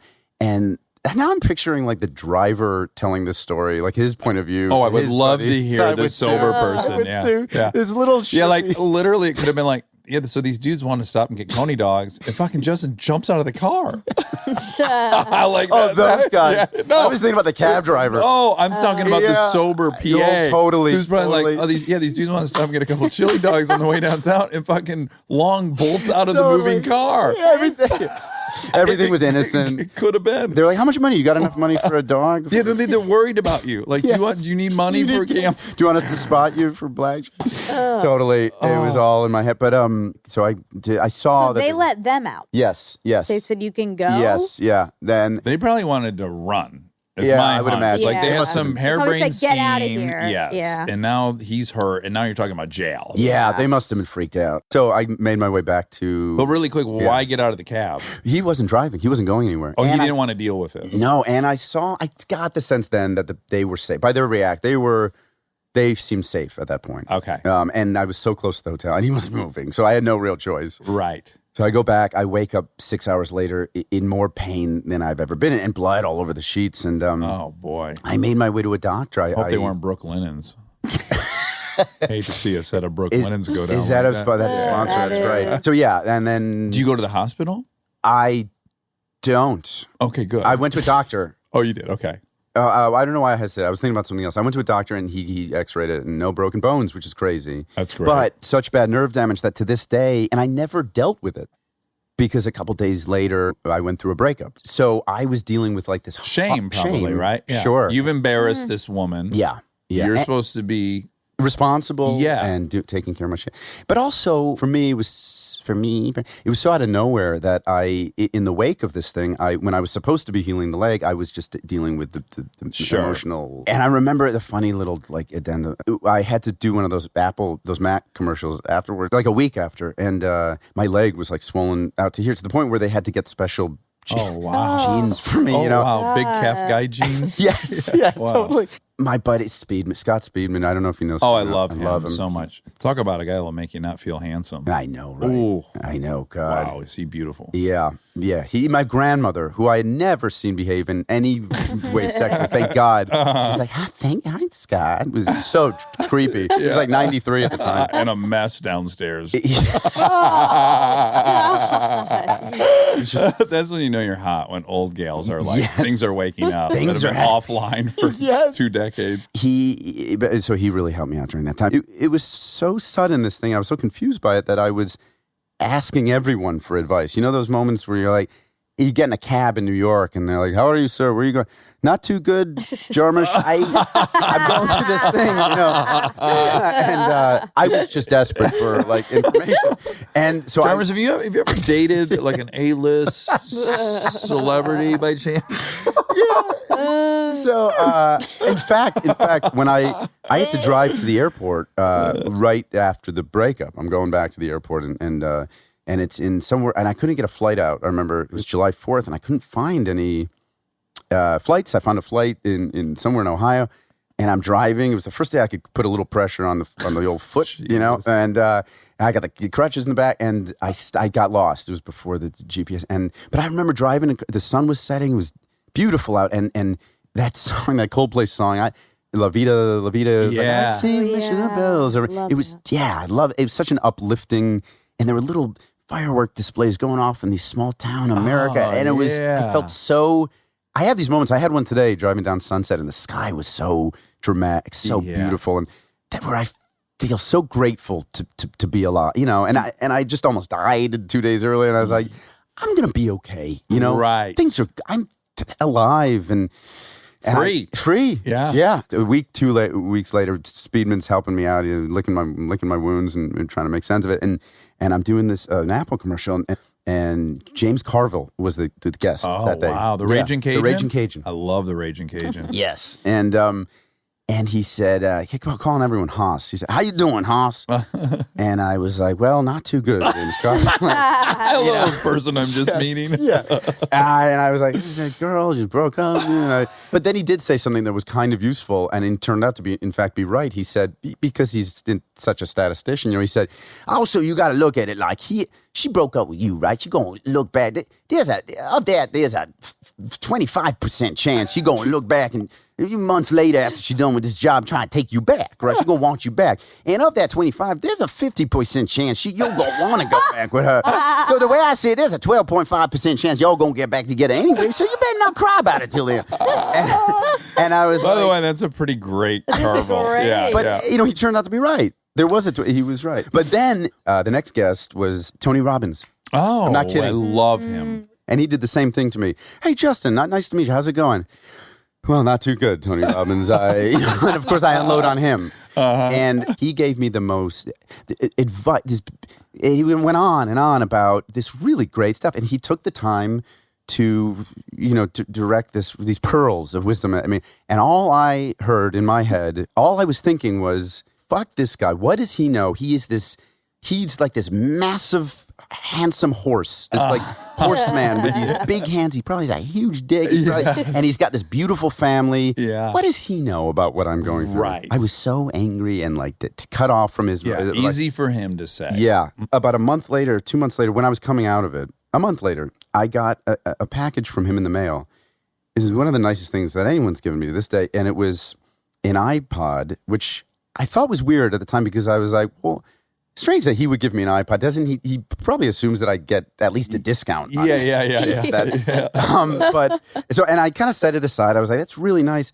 And I then plugged it in at one point, and I realized that it was all of his stuff that he had programmed onto it. Wow. It was really sweet. And all of his advice and stuff that I've since have been listening to. It's pretty great, right? Pretty great. All in all, I think he's mostly about being honest with yourself. Yes, that's right? the kind of stuff. Which is tricky and harder to do than you would think, than we give it credit for. Now, what is your relationship with partying in general? Yeah. Because you like to do it, and from the outside, it doesn't seem like you have any wreckage or consequences or anything. Is it anything that you evaluate or think about? Or yes, and there was a time where I was drinking too much, I think. Oh, okay. In fact, there are movies I look back on and think, I really regret having gone out the night before. I should have cherished what I was doing a little bit more, been more respectful of it, and buttoned it up a little bit. It's interesting, though, because that's one way to look at it. But another way to look at it would be, no, your real life isn't the fucking movie that comes out. I know. Your real life isn't the poster. Well, your real life is making that movie. And if you were like just elated and joy filled and wanted to go out and play with your cast members and have fun, maybe that's more important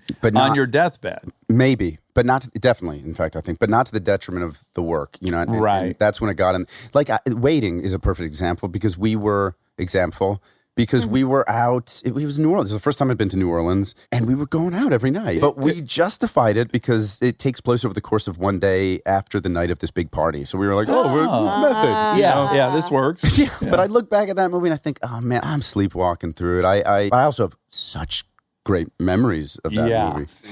I have a real quick question, but you're so good at impressions. I mean, I didn't know that was a thing. I didn't know that was a thing about you. I guess I should have known. That's a thing people know. That's nice. Yeah, I like that. I like doing. It's people also that I admire. I'm gonna work on you because I've been listening to you so much. Do you go home and like kind of do their voices, or like Kristen has a mimicry thing? Yes, hers is actually a tick. Where Monica can substantiate this. When we watched these shows together, and anyone who's got an accent or anyone who has a weird speech pattern, she repeats it quietly, and she doesn't think we can hear it, but we can, and we love it, and she gets embarrassed, but she has to repeat everything. God, is this the same? I can't love her more. It's similar. In fact, it's more embarrassing because I do it with people in public. I do it. I just worked in London for that, and they have the whole makeup and hair trailer had the best accents ranging. They were in the Yorkshire. There were like people from up there, and there were Liverpool. There were Liverpudlians, and I loved the different. Charlie Creed Miles, this actor who had he was proper East. Oh mate, I got fucking stabbed. Real proper, fucking great. And I would, if they say, do you want it short on the? Do you like it short on the side? I go, short on the side. I'll say it out loud. I do it more to the people, and it can cause it can lead to some a little awkward. But I just love the sound. I have to tell you this before I go. When you had Kristen on, I was so curious to see, because you prefaced that first episode by saying something along the lines of, I thought about not including this. I thought about not airing this, and I was so curious to hear what your version of a bad exchange or something that you were insecure about to the point where you almost didn't release it. Well, I by no means think it was like a bad fight. We have bad fights in real life. So I didn't think it was that. Right. But I definitely thought, this thing people like about Kristen and I is I give her a sloth, she cries. They have this idea of what we are, which is always funny and getting along. Yeah. And it was very much a power struggle the first half. And then it found its way out, which was great. But mostly my own embarrassment. I wasn't necessarily critical of her, but I just felt like I was so controlling in that because I could sense what she thought was happening, which was I was going to try to get her to admit something or tell some story she's never done, which I wouldn't try to do. Yeah. So I was frustrated her guard was up. Yeah. And then I'm like, what the how could you think I would ambush you? So I'm now defensive, and then I'm like trying to control this thing. Okay. To me, it felt like there was something so romantic about it. I love seeing couples fight well, or hearing, in this case, hearing it. And not that you were fighting, but there was any discord at all. Tension. Yeah. and there was something so romantic about the ease with which you guys navigated that. And I could tell there was frustration, and I could tell that was clear. But at one point she said to you, you know, I love you. Kept checking in, like I love you, and it wasn't a throwaway thing. It meant something, and I love you even when you're annoying. And that's what's great about listening to you guys. There's something so romantic about that. Couples that can fight well and can navigate. I felt like I'd be remiss if I Thank you. Monica and I practice quite often as well on here. Oh, really? Yeah, it makes people scared when we fight. People don't like it when we fight. When mom and dad are fight. Yeah. But we find our way back. Only always. if we don't end with "I love you." We got a lot. That happened one time, and we got a lot of comments. Oh, Concerned. interesting. We were mad at each other, though. Oh, yeah, So yeah. it wasn't. They were right. Yeah. We've been mad at each other several times. But I'd say that that's positive. Yeah, that means I very much care if she's disappointed in me, and she cares if I'm disappointed in her. And Yes. so if she's You're disapproving, I don't. I'm panicked that she must not be understanding what I'm saying correctly, and then I'm frustrated how can I- because there's no way you would think this about me if you really knew it. Yes. Right. Yeah. Well, I'm so glad you came in because I really adore you, and I always have. Thanks, Well, man. I love you. Just I so love much. you. Yeah. You're You're so fun and wonderful in your voices, and seriously, I really am such a fan of yours and yours Thank you. together, and Thanks. I love listening to you guys. You've really kept me company. I so appreciate it. But yeah, all I right, can't we will wait do to this again soon. It'd be great. All right, Yeah. love you, Justin. Yeah. And now my favorite part of the show, the fact check with my soulmate, Monica Padman. I'm gonna suck Jan's dick down on Old Town that? Road. Why'd you I'm keep gonna doing? slurp until I can't no more. Oh, I'm gonna wow. suck Jan's dick down on Old Town Road. I'm gonna slurp until I can't no more. You really tried to talk me out of that song. You think it's divisive? I'm not leaving that Yes, in. you are. No, I'm not. I also chewed throughout the whole thing because That's okay. That'll help distract people from the lyrics. No, this isn't. No. Why can't I sing a song about slurping someone's dong? No one knows who I'm talking about. Yes, they do. They'll clearly Ow. put two and two together. No. Start over. No. Yes. All right. I'm going to suck Mike's dick down on Old Town Road. I'm going to stroke until I can't no more. Oh my Even worse? God. Well, yeah, because then you added a hand gesture. Well, isn't that a handy is less advanced? Who's Mike in that scenario? You fill in like whatever Mike you want it to be. Okay, that's nice. Magic Mike? Oh. What if you're like, no, everyone will know it's Magic Mike? Mike,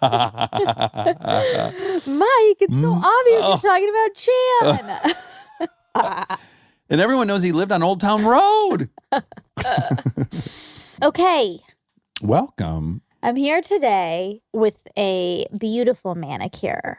Oh, yes. And I failed the test. Yeah, I asked if you liked it, and you said, no, I hate it. No, I said I liked it. Yeah, but you didn't know what it But was. then you tested me. You said, which side is better or something. I didn't. You held up both hands and I couldn't tell the difference. Yeah, I said, can you tell a difference between this and this? And Yeah. you said no. It's basically the Ponzi pit of questions. I was doomed The to peach pit? to fall into those bamboo spikes. Oh. You know, little leaves covering up the hole. Sure. Sure. Quicksand? Yeah. You and I, remember we were just talking about whether quicksand's real or not. Yeah, it was so scary. It was such a huge plot point in the 80s. Every show someone got Fell into trapped. quicksand. Yep. Gilligan's Island, I think the Brady Bunch. A lot of cartoons rely on that. In my prayers, a section of my prayer is natural disasters or diseases. And included in that is quicksand. Was quicksand. Yeah. It was, I guess, it was pandemic quicksand in the 80s and 90s. It got eradicated, I guess. Maybe it's one of the few benefits of global warming. Maybe it dried up. Maybe. You don't ever hear that. Maybe. Yeah. You never hear the positive side of You global never do. warming. We're Yeah. here to bring it to the masses. There will be positive parts of it. That's what no one wants to talk about. Well, It's true. maybe. What? Yeah. More rain in California. That's one of the I outcomes. don't think that's positive at all. For the number one food growing state in the country, it's probably good that we have rain. Acid We're feeding the rain. whole. Oh, geez, acid rain. I don't think it is. I think I used to be afraid of acid rain. Well, that was too. another big thing in the 80s and 90s. It was ruining the Yeah. finishes of cars, the clear coat. Yeah. Car lovers around the world were panicked about it. Forget what it was saying about what was in the clouds. It was more about just that finish. Yeah. So Justin, Mm-hmm. he came in here. He was here. Yeah, and I missed the beginning of the episode. Yeah, what were you busy Came doing? in late. I had a couple auditions. Oh, a couple auditions. Yeah. Yeah, and he was actually very upset you weren't here when he Right. arrived. Well, what's funny is that's all recorded. Oh, okay, that's great. So I went back and I listened, obviously, because I Oh. edited this. So when Yeah. I started, I got to hear all of that. There was some nice stuff. But really, the only thing I remember, Uh-oh. because this is how it goes, right? Yeah, 10 great things and then one. Uh-huh. And this is not anything he did. But you guys were talking about my grandma. Oh, uh-huh. And then he said, in one of the episodes, I said something like, well, I don't look like her. And then you were like, but you're very pretty. And then he was like laughing and he was like, I don't think you were picking up on, which I don't think that's true either. I don't think I was trying to get you to say that I looked like her. I don't look like her. And then you said, well, yeah, Monica is gorgeous, but she does not look like her grandma. And I don't look like her, but for some reason, I didn't like that. You didn't like it. Okay. I mean, I did not like it. I wasn't a You look just like your grandma. no. No, I won't lie to you. You don't look like your grandma, and you're gorgeous. Thank you. And you're not as gorgeous as your grandma. I'm sorry. No woman is. I know. I just I don't ever need to hear you say that. I know it's the truth. Well, but no woman is as gorgeous as your grandma. Not a single woman to ever live other than your grandma. She's the only 100% 0.00. She's a goddess. Sure. Yeah. It can be true, and I also don't need to hear that. Right. I understand what you're saying. I won't say it again. Also, if you said my Papa you're Bob, not as attractive as your grandma. no. If you said my Papa Bob was more handsome than me, I'd be really happy for my Papa Bob Okay, because I he's know. just such a sweetheart. Apparently, your grandma's a bitch. That's what I just learned. Yeah, that's what I'm saying. That's what I'm saying. Just because you would take it that way doesn't mean that the way I took it is Incorrect. wrong. No. I'm only letting you in on how that. It would never cross my mind that could be offensive because I'm coming from a place where I would love it if you said Papa Bob was handsome. I know. Well, I love when you say that about my grandma. It's only when you Comparison. get compared. Yeah. That's right. I already, of course, wish I looked just like her. We all want to look just like her. I want to look just like her. I would be the But biggest she's movie my star. grandma. Like, I've grown up with her as a person. A real person. Yeah. Yeah. I will say this about Papa Bob. Much better biceps than me. Yeah, you've talked about that. Humongous. Yeah. 2 bowling balls. Sure. He also had a big, fat fucking stomach. Yeah, you're probably happy you don't have that. Well, no, because he basically has, I always say I wish I had Delta's like 3-year-old body. Yeah. Where she had a big, taut beer belly. Yeah. It didn't jiggle. It was just this big dome. Yeah. And then these built shoulders, like fucking ripped deltoids, strong back. Yeah, yeah. She looked like she could power lift, like a strong man. Yeah. When we dressed her as one on Halloween one year, made her go as a strong man with a little mustache, and she had a little dumbbell. Oh, she is. Anywho, so Papa Bob special. had much better biceps. He was probably, I'd guess, at his height, he was probably about 280 pounds. Never, ever, ever went up from a size 31-inch waist pants. So he had this huge upper body, and Sure. this big belly, and then this narrow waist. Yeah. Yeah, it's very unique. Yeah. And what do you always say? Rare. Exclusive. Exclusive. It was a very exclusive build. Yeah. Limited edition build. Speaking of that, you said that there's no one in your family who's lived past 40. That was a joke. That was yeah. a joke and a lie. It was a lie joke. Okay, so since his dad went to seminary. Mm-hmm. His dad went to become a priest, but then he left. And then you said there has to have been a movie where a guy gets like lured out by some by a siren. woman. I couldn't really find one where a guy was in seminary and got pulled out, but there are 2 pieces of art that Okay. people can consume if they like this idea. One is called The Crime of Padre Amaro. It has Gael Garcia Bernal in it. Oh, very sexy actor. Very, yes. It's very sexual. It's a lot of sex tension with him. Exudes it. So this is about Father Amaro, a young Roman Catholic priest, is a new arrival in a small Mexican town. Ooh. Assigned to help the old Father Benito, Amaro gradually discovers that his elder is not only involved in an affair, but also building a hospital with help from a local drug czar. That's a weird plot. Struggling with temptation and sin. Whoa. Wait, I'm not done. Okay. Struggling with temptation and sin in his own right, Amaro begins a romance with Amelia, a beautiful teen who dotes on him, but the relationship has dire consequences. Wow, this is a murky plot. It sure is. Like, so the wording was weird there. It goes like, he discovers he's having an affair and building a hospital. I'm like, well, that's great. There's nothing to hide there. And then, from drug money. Let me say this. Uh-oh. I want to say this. Okay. This is one big pet peeve of mine. Okay. People think they're burning someone when they found out they took money from so-and-so. Like, they took money from, there's always left and the right. They're always doing this. Like, so-and-so took money from so-and-so. And they're very disapproving of the people they got money from. Here's my point. I would way rather take money from my enemies than my friends. I want all my enemies' money. I want all the drug dealers' money. Give it all to me. Okay, yes, but then you're tied to them. No, then, that's a separate thing. Now, if your accusation is you're in the pocket of the mob. That's what it means. It doesn't mean that, though. I could easily go tell jokes at the new ruler of Saudi Arabia. I could be completely, unaligned with his politics. Go over there, tell jokes for his birthday party, take his $3 million. And he calls me and goes, now I need you to say that you think women shouldn't go to school. I'll go, no, thanks. Right. That is the problem with this. Maybe you wouldn't do that, but a lot of people do because they're working together in some way. Someone scratched their back and they got to, One of the big things was back. Hillary gave speeches to Wall Street. Yes. Yes. So there was an exchange. Come give a speech. We'll give you this money. Mm-hmm. It wasn't, we'll give you this money, stay at home, and then we'll call and we want a favor. Yeah. There's like a clear exchange there. I'd give a fucking speech to anybody with money. Yeah. It just feels hypocritical to people. It feels hypocritical, but I would argue it's not. Mm-hmm. Taking money from your adversaries is the smartest move you could make. Look, I don't care about any of this, but I get the rationale behind this because then she's going to go and anti-corporation. How about you're a priest and you take drug money to build a hospital? What is the moral dilemma there? Take some of that terrible money. No, because now they're going to be entrenched in the drug war.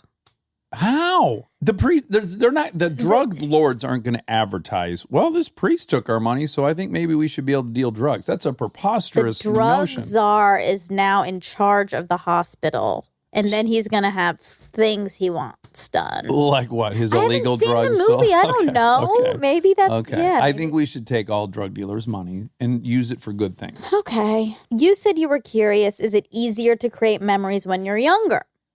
Harvard Health Magazine. Love that magazine. Harvard Health. I don't know if it's a magazine. Scientists used to think, used and used. It's tricky. I hate it. Yeah. There shouldn't be a past tense of used. There should be something like a little pink dot before the U if you need to say it used or used. There should be a pink dot for sure. I'm gonna invent that. That's my invention. Dot. Oh, well, you're going to have a trademark issue because Pink Dot is obviously a food delivery company. It won't be called that. Scientists used to think that brain connections developed at a rapid pace. Uh-oh. It was like one of these tragedies. Then you got a case of the giggles. No, get comfortable. Okay, I'm not comfortable. Okay. Scientists, Pink Dot, used to think that brain connections developed at a rapid pace in the first few years of life until you reached your mental peak in your early 20s. Your cognitive abilities would level off at around middle age and then start to gradually decline. We now know this is not true. Instead, scientists now see the brain as continuously changing and developing across the entire lifespan. There is no period in life when the brain and its functions just hold steady. Some cognitive functions become weaker with age while others actually improve. Some brain areas, including the hippocampus, memory, shrink in size. The myelin sheath, you love the myelin sheath. Well, that's when MS attacks. that surrounds and protects nerve fibers wears down, which can slow the speed of communication between neurons. Some of the receptors on the surface of neurons that enable them to communicate with one another may not function as well as they once did. These changes can affect your ability to encode new information into your memory and retrieve information that's already in storage. On the other hand, the branching of the dendrites increases and connections between distant brain areas strengthen. These changes enable the aging brain to become better at detecting relationships between diverse sources of information, capturing the big picture, and understanding the global implications of specific issues. Perhaps this is the foundation of wisdom. It is as if with age, your brain becomes better at seeing the entire forest and worse at seeing the leaves. Oh, your neural network right? improves, huh? That's cool. So I could have some increased cognitive abilities yet ahead of me. I assumed I was on my decline already. Yeah, you'll have some wisdom to come. Okay, and speaking of, because you said myelin sheath and you said that affects MS. Right. So you said Michael J. Fox has MS. He has Parkinson's. Okay. So that's what he has. Okay, great. Sorry, Michael J. Fox. Do you think J is for Jackson? Michael Jackson, Vincent Fox, President Vincente Fox. Michael J. Fox. Michael J. Fox, I'm sorry that I thought it was MS and it's Parkinson's. You don't have to be sad about it. Well, I'm regretful and I'm mourning my mistake. His middle name's Andrew. That makes zero sense. Rob's just making stuff up now on here. That is not true. Michael Andrew Fox, known professionally as Michael J. Fox. Wow. You know, maybe because Michael Andrew Fox was already in the Union. Well, certainly Michael Fox was. So then he had to add a letter, and then there was probably a Michael A. Fox. Maybe. So then he went with Jackson. Yeah. Okay, how big does the Bible say Noah's Ark is? Accordingly, Noah's instructions are given to him by God. The ark is to be 300 cubits long, 50 cubits wide, and 30 cubits high. Oh, what's a cubits? I guess it Cubits means... zirconian? Cubits means Meter? whatever you want it to mean. So how... No. Yes, it does. No, it has to be a that's real... why all those animals fit on that ark. No, but listen, a cubits It means has... infinite space. No. A cubits must have originally have some kind of real dimension to it. No. 1 foot 6 inches. Times infinity. Yeah. Mm. Okay, so only 300 of those? Yeah, probably not going to fit a blue whale on there. No. Although you don't have to put a blue whale on there if it's raining. It's not fair to say he had to save I think the blue they whales. still had to come on the boat. No, anything that was living in the water would just continue to live during the flood. He wouldn't have to get all the fish out of the boat. That's true. Yeah. Well, I don't think they could really last a flood. No, the bigger issue is like mammoth sloths in North America. Did he sail over here and get those and then bury the bone? It's very... They Postmates'd them. Oh, that makes sense. Yeah. Okay, so the story about Steve Buscemi getting stabbed. Oh. I didn't get that much info, but actors Steve Buscemi and Vince Vaughn and screenwriter Scott Rosenberg were involved in a bar brawl last Thursday. Not last Thursday. Not this is this old last info. Thursday. Yeah. That resulted in 4 arrests and nearly killed Fargo star Buscemi. The Hollywood trio are currently filming the aptly named, domestic disturbance in Wilmington, North Carolina. 2 local men allegedly picked a fight with the filmmakers when one of their girlfriends began talking to swinger star Vaughn. Yeah, this is what happens when Too I told you. Too charismatic, gets you into trouble. A scuffle outside the bar is reported to have taken place at 2 a.m. The police on patrol broke it up, but not before Buscemi had been stabbed above the eye and in the jaw, throat, and arm. Oh my gosh, throat and arm? Ugh, he was taken to hospital. Vince was maced, according to reports. Timothy Fogarty, 21, was arrested and charged with assault with a deadly weapon for the Buscemi knifing. Another local man, 20-year-old Kenneth Purgason, was also arrested. Yikes. Eesh. Well, they did not roll out the welcome mat for them in Wilmington. No, they didn't. I doubt they'll They be returning No, to the first in flight state.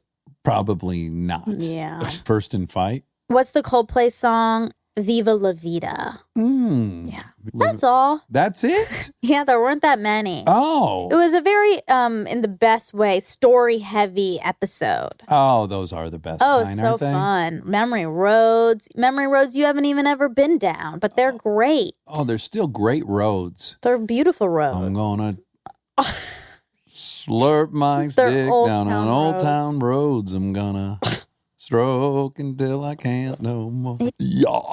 And so I'm bored of singing the real words, so I'm changing them. I'm changing the word. I'll have to do a certain face to talk like this, and it'll make you puke. It'd make you puke on your shirt. I can see a little bit of your eyes, and they're closed. I gotta close them, or I can't do this voice. Wow. Yeah. Oh, you're back. I'm back.